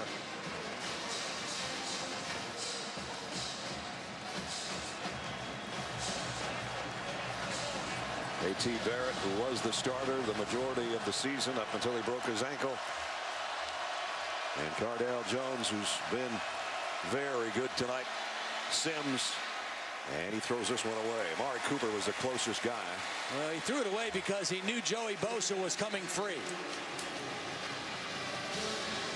Joey Bosa, who hasn't had a lot of activity in the backfield, but has played a solid ball game, that time was very close to getting his hands on the quarterback. And Blake Sims is only 1 out of 5 on third downs tonight, and he's got a bunch here. This is 2-down territory, though, so they don't need all 10 right now.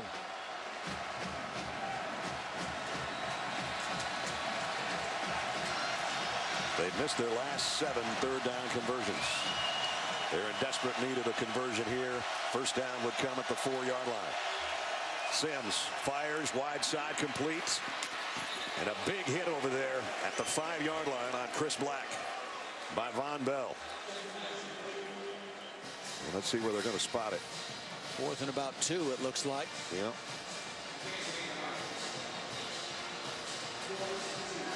And that's exactly what it'll be. And get this play in a little bit quicker if you're Alabama. You're 2 scores behind.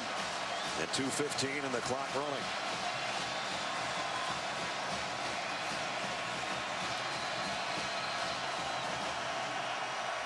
Could be ball game here if they don't get this. Sims throws, caught by Cooper, touchdown. Ohio State was trying to call a timeout. Luke Fickell was trying to call a timeout from the sideline, and they couldn't get it done. The ball was snapped, and Blake Sims is able to find his main guy, Amari Cooper, for the touchdown. Desperately in need of a touchdown. They got it. Capping a 65-yard quick strike in 1 minute and 17 seconds and 6 plays. Adam Griffith, an all-important point after is good. Wow, what a game. 1 minute 59 to go.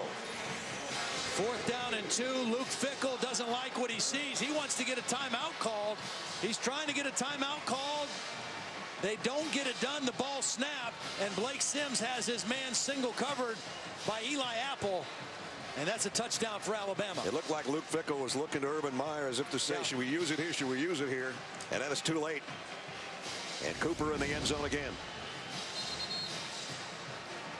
Who's going to fill the bracket in 2 minutes? We're having fun finding out, I'll tell you that much. Oregon is there. Win over at Florida State in the Rose Bowl earlier today. So they're in the national championship presented by AT&T. Monday, January 12th, 8:30 Eastern on ESPN. It'll either be Alabama or Ohio State, but we've still got 1:59 to figure that out. And barring overtime, who knows? Maybe we'll be here a while.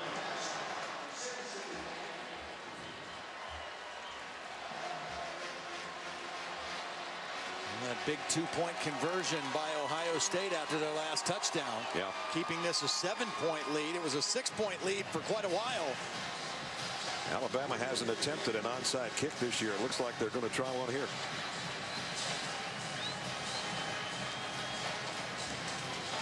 Might be different if they had all three of their timeouts, but I guess they're going to take a shot at it here. Griffith gets the go-ahead. Here it comes. Took a high bounce. A second bounce. Tipped. And I think Evan Spencer caught it. Wow. And he went high to catch that one.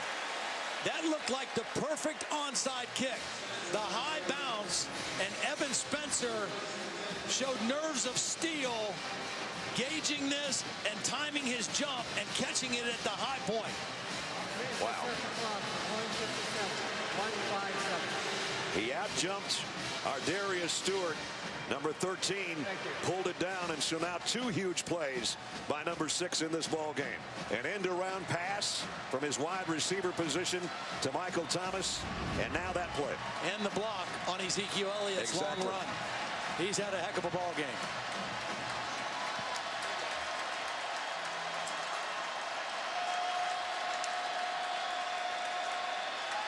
.157 to go.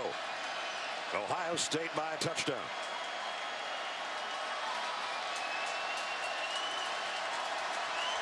Cardell Jones takes the snap. He's actually going to throw. And he's going long. Knocked away.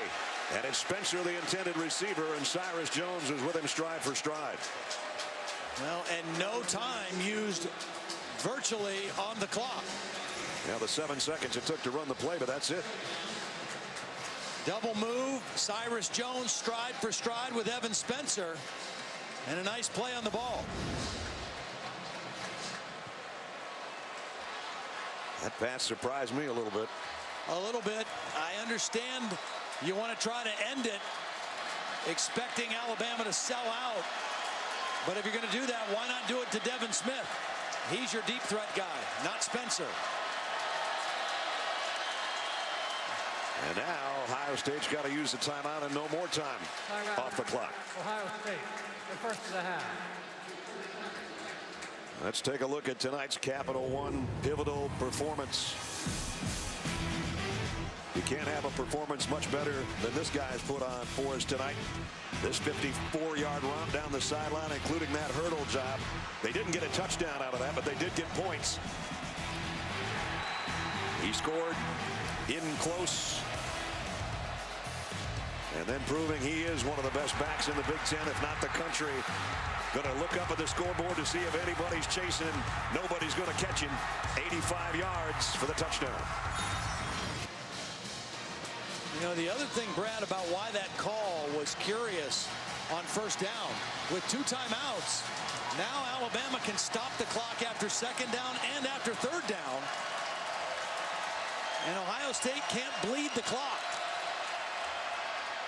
This is going to be a run by Curtis Samuel. There's a timeout right away. And you see Trey DePriest call it immediately.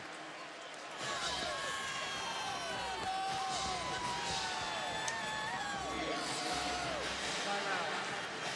About the second of the half. Please reset. 1:45. 1:45. There's Kirby Smart, defensive coordinator on the sideline, and he, of course, and Nick Saban work together so hard on that defense, and right now they need defense. Yeah, they need one more stop here. Yep. And they've got the one timeout still in their pocket because of the incomplete pass on first down. So they got to play solid and fundamental. They can't sell out and leave a big gap in the second level of their defense if Ohio State runs the football here. Get a stop, get a timeout. If Cardell Jones makes one more big play, it might be the play that ends the football game and sends them to Arlington for the national championship. The Ohio State fans that are here praying that they can find a 3rd down and 9. The Alabama fans thinking the opposite, and it's Jones going to run for it, and he's backpedaling, and that's about the last thing you want to happen. Well, Nick Perry tried to strip the ball. Cardell Jones got a little too cute on that one, and when he reversed field, it's a good thing he was protecting the football because Nick Perry was coming for the strip. Ledge, that's about a 10-yard difference, and that's going to make a big difference on what or where this punt lands. Yep. So the line of scrimmage now is the 39 when once they had it at the 49. Alabama will have no timeouts, but a decent amount of time. The question is now, do they go after this punt? They ran into him last time. Yep. Christian Jones is waiting back inside the 20-yard line.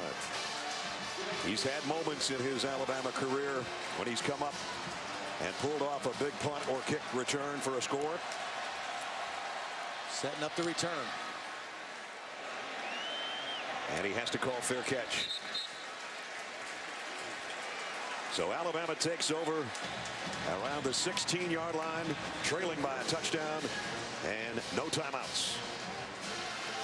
But Ohio State only ran 26 seconds off the clock on those 3 plays they had. So if you're Blake Sims with no timeout, the clock's always going to stop if you make a 1st down until they reset the chains. You can use your clock kill play or throw the ball to the sidelines. In the LSU game, when they trailed, there were only 50 seconds left, and they started on their own 35, and Blake Sims took them to the 10-yard line for a game-tying field goal. They need a touchdown in this one. There's the Biletnikoff winner that you said 3.5 hours ago. It helps. And at a quarterback, if you got somebody like him. What Blake Sims cannot do here is take a sack. Throws complete to Howard, the tight end. That's his first catch, but they keep him inbounds. Clock will continue to move. Sims trying to get him lined up in a hurry. Valuable time ticking off that clock. I don't know why you didn't have 2 plays called there at the line of scrimmage. This time they go to Black, and he got leveled, and the ball is out. Oh, they called it complete? Clock ticking under a minute. 3rd down, that's irrelevant. Alabama's moving way too slowly here. Sure are. Sims slants it. DeAndrew White's got it. That'll stop the clock to move the chains momentarily, but they've only got it out to the 38-yard line. Now you either got to move fast here, or you got to kill the clock here and huddle up. But whatever it is, you got to do it with a sense of urgency. They're losing time here. Down to 33 seconds. Sims in trouble. Can't take the sack. As Todd said, he's going to run for it. Got to get to the sideline. Well, at least got to midfield, and that will stop the clock to move the chains. I think you need to clock it here. Up. I think you need to line up and spike the football and get in the huddle and call play. Clock hasn't started yet. Now it has. At the midfield stripe. 20 seconds to play. Sims throws wide side. Howard's got it. He gets out of bounds. Just as good. 15 seconds remaining. Again, the difference between this and the LSU game, they just needed a field goal to tie and force overtime. To force overtime here or have a chance to win, they got to get it all the way to the end zone. Amari Cooper comes out to the bottom of your screen. 15 seconds to play. No timeouts for Alabama, trailing by a touchdown.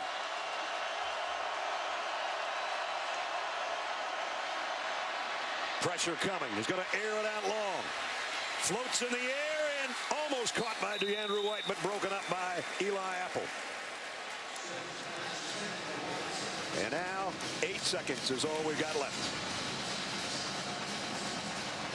I'm not sure why you're not throwing this in the direction of Amari Cooper. I mean, if he's the best receiver in college football and I'm going to throw the ball up and give somebody a chance, I'm going to give number 9 that chance.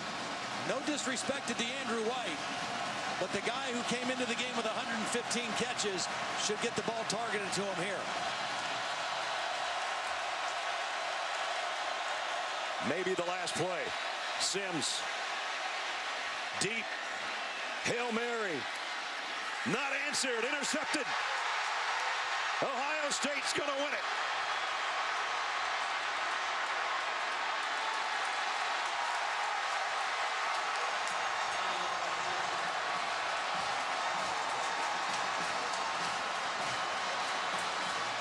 The dream continues for the Buckeyes. The nightmare starts for #1 Alabama. They are no more.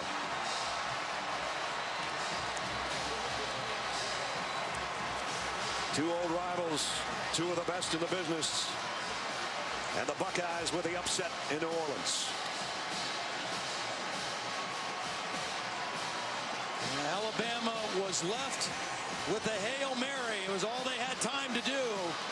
I didn't think they managed the clock very well early in this possession. And on the final play, Tyvis Powell comes down with the football.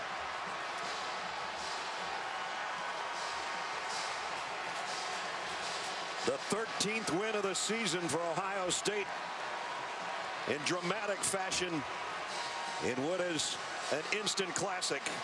Ohio State over Alabama. Let's check in with Holly. Well, Coach, you said the challenge of this game was, are you good enough? What did your team show you tonight to answer that question? We're good enough. And a lot of respect for our opponent. That was a sledgehammer game, man. That was a classic. So we are good enough. I saw you walking down the sideline, 8 seconds left, and look up like, whew. What were you thinking with that ball in the air? I just want to make sure that we're giving our kids a chance to win and close the middle of the field, because you got the best receiver in college football. We just want to make sure we get some hands on him. So a job well done. It's your third string quarterback. I don't want to minimize Cardale Jones, but how are you continuing to do this despite all the adversity? Quarterback's product of those around him, and got some good players around him. Future's bright at Ohio State. Ezekiel Elliott, a night for the ages. What stood out to him? Wow, he's probably the most underrated back in the country, and against that defense, I'm not sure what he ran for, but it was a lot of yards. Career high. Thank you. Thanks, Coach. Career high and a Sugar Bowl record for Ezekiel Elliott. Now we've got the trophy presentation as well as the Ford postgame coming up next. Thrilling win for Ohio State. Big day for the Big Ten as well. Final score, Ohio State 42, Alabama 35.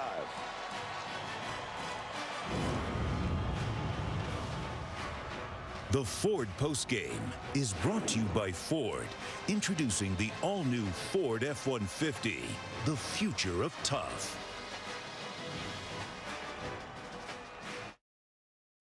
This is the Ford postgame show.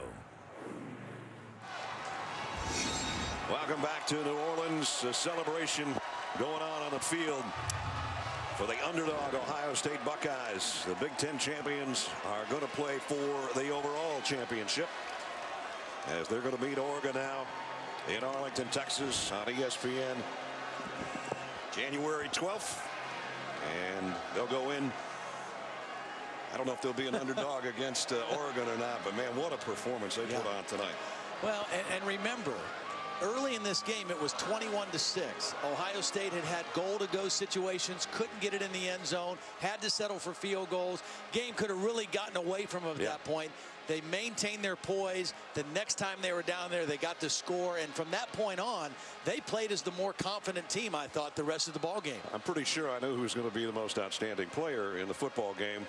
But Urban talked about it with Holly down there. We talked about all the great backs the Big Ten has had this year, led by Melvin Gordon, who, of course, was second in the Heisman voting. But Ezekiel Elliott proved he belonged today, man. Absolutely. And he has got outstanding speed to go along with his ability to break tackles. First 5 games, 88 yards per game. Down the stretch, he was a workhorse. Over 200 yards the last 2 ball games for the Buckeyes. Cardell Jones, you can't say enough about the guy. Makes his second start. It's in a pressure-packed situation in front of a packed house that basically was about 2/3 Alabama fans, and he handled it pretty well. And, you know, he never looked out of whack. He never looked like it fazed him. You know, I don't know if it just was what you don't know doesn't hurt you in a situation like this, but he looked calm. He looked collected. Even after the interception, he kept his poise, and he made some big throws and made big plays on 3rd down throughout the night. He had 153 of that 243 throwing the football on 3rd down, and so a sensational 2 outings, 2 starts for him. First the win over Wisconsin, and now leading his team to a victory to get them in position for the national championship presented by AT&T. Ohio State, a lot of people wondered, did they belong? Should it be TCU or Baylor or Ohio State? Well, they kind of put that to rest by what they did in the Big Ten championship game, and now 12 Gauge and company, nickname for Cardell Jones, proves once again that I don't think Alabama's overrated, but I think maybe Ohio State's underrated. I'm not sure if that's the case or not, but certainly tonight, Urban Meyer again proven that he's one of the best around, and absolutely he's got a shot now to play for a 3rd national championship after having 2 at Florida. And I think the thing about it is they are a team that has gotten so much better as the season has gone on, and that's what you have to get into a playoff and make a run and win a championship. We saw them against Virginia Tech. They were not a good football team at that point. We saw them against Penn State. They had to go to 2 overtimes in State College to beat Penn State. They still weren't quite there at that point, but from that point on, they were as good as anybody in college football. Well, there's the man of the hour, not just the coach, but the running back. Everybody's getting their new caps and T-shirts. All-State Sugar Bowl champs on it, and maybe an opportunity to finally get another national championship back to Columbus as we get out of John Saunders. All right, thanks a lot.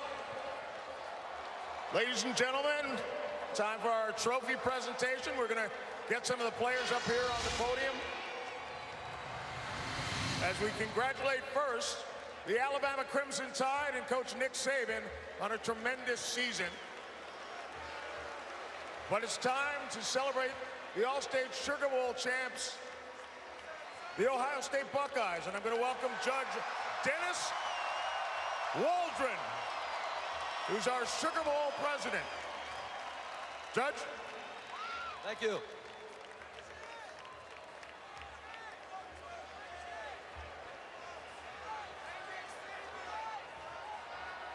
Coach, on behalf of the All-State Sugar Bowl Committee, it is my honor and pleasure to present our trophy to you, to your outstanding Buckeye football team, the Ohio State University, and all of your fans across the nation.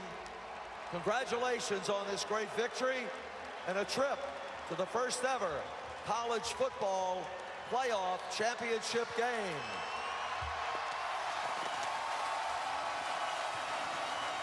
Congratulations as well to Coach Nick Saban, the Alabama Crimson Tide, their university and fans for a most courageous effort here tonight.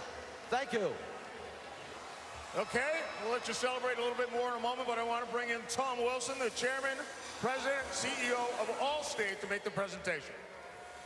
Coach Meyer, your team brought grit and talent onto the field, found a way to win. You know, and that's the magic of college football that not only makes us love this sport, but reminds us what a great country it is. Thank you for sharing it with us. And to you personally, I've had the opportunity to do this before. I am so pleased to see you bring your talents to yet another storied program. So as you go forward next week, remember, it's national championship time. Congratulations. Go Bucks. I'm not sure if you want to try picking up the trophy. It's pretty heavy.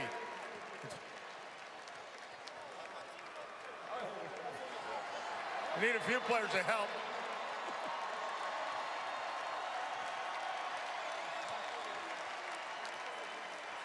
All right, let me get in here, guys, and try and talk to Coach Meyer. Coach, It was a fantastic season for you guys, and we'll talk a little bit about the route here. But first of all, very few people thought you could do this, especially with Cardale, your third quarterback of the year. Talk about the resiliency of your team, especially falling down and turning the ball over early. Thank you. On behalf of the Ohio State Buckeyes, I want to thank the Sugar Bowl. Also thank and show a lot of respect for our opponent, the Alabama Crimson Tide. But most importantly, I want to thank Buckeye Nation for being here tonight. Thank you very much. It says a lot about you as a head coach. It says a lot about your players that you're able to lose Braxton, then able to lose JT, and still able to make it here and win this game. So what is it about you as a head coach and the resiliency of your players that are able to do something like this? This is one of the closest, this could be the closest group of players I've ever been around. And the one thing from the start of our program, there's no such thing as an excuse. One guy goes down, someone's got to go. And every time afterwards a game, we grab a hand, and we're just very grateful for the blessings to be able to play this great game where we played at The Ohio State University, and most importantly, playing for each other. That's how we did it. What impresses you most about what your team has been able to do? It's the resilience when things don't go right. And we started that game, we didn't play very well. We put our defense in bad position. I want to say 3 times. Not one time did the defense say anything other than, we're going to stop them. And so the offense, defense, kicking game worked together, and they worked together all year. In every previous season, winning this game or a game like it in the BCS would mean that you're walking off with the championship. But this year, it's a playoff. You have to win one more game to have that championship. So does that change anything about how you feel standing up here, and how do you prepare for Oregon? No, I take these guys anywhere. If we got to go play 10 more, we'll go play 10 more. That's how much respect I have for my players. And real quickly, what's your first thoughts on the matchup with Oregon, especially after seeing what they were able to do to Florida State tonight? Well, we know the Oregon program very well. We share many thoughts. Coach Helfrich is a friend, and I think they're 2 great programs, and we're going to do the best we can to represent the Big Ten and the great state of Ohio and The Ohio State University. All right, Coach, congratulations. You made a good decision to leave ESPN, I think. That worked out pretty well. All right, time now for the most outstanding players of the game, offense and defense. I want to bring up Jack Laborde. Jack, chairman of the All-State Sugar Bowl Executive Committee. First of all, the most outstanding offensive player.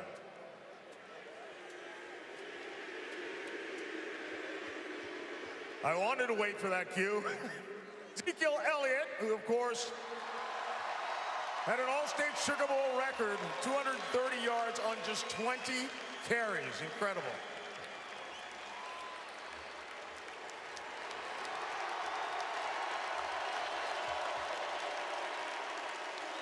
Zeke, were you surprised at your ability? You had over 100 yards in the first quarter alone. Were you surprised at how easily you were able to run on Alabama's defense?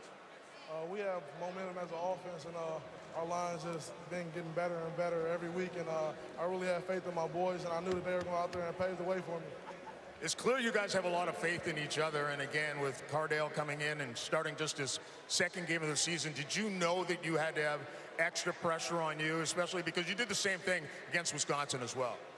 You know, every game I want to come out and do whatever I can to get that W. All right, Zeke. Congratulations. We'll see you in Dallas. The defensive player of the game, Darren Lee.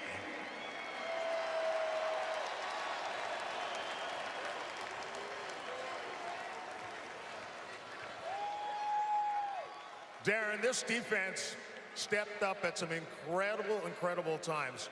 The offense put you in a little bit of a hole with a couple of turnovers early. You guys took it on your shoulders after that. Oh, yeah, absolutely. I mean, we just believed in each other, just had to weather the storm, and just keep playing fundamentally sound football. So, you know, we know if we kept doing that, we'll come out on top. Are you looking forward to going up against the Heisman Trophy winner and Marcus Mariota? Oh, man, it's an honor to get to play against him, but, you know, we'll be ready. All right, congratulations. Congratulations to the Ohio State Buckeyes, All-State Sugar Bowl champs. We'll see you all in Dallas. Brad, back to you. All right, John, thank you. Celebration continues for the Buckeyes. Someday I think they'll call that the streak by Zeke that won the football game, an 85-yard touchdown romp. And it's a 42-35 win for Ohio State. Todd and I have some final comments and wrap it up when we come back. The Ford postgame is brought to you by Ford. Introducing the all-new Ford F-150, the future of tough.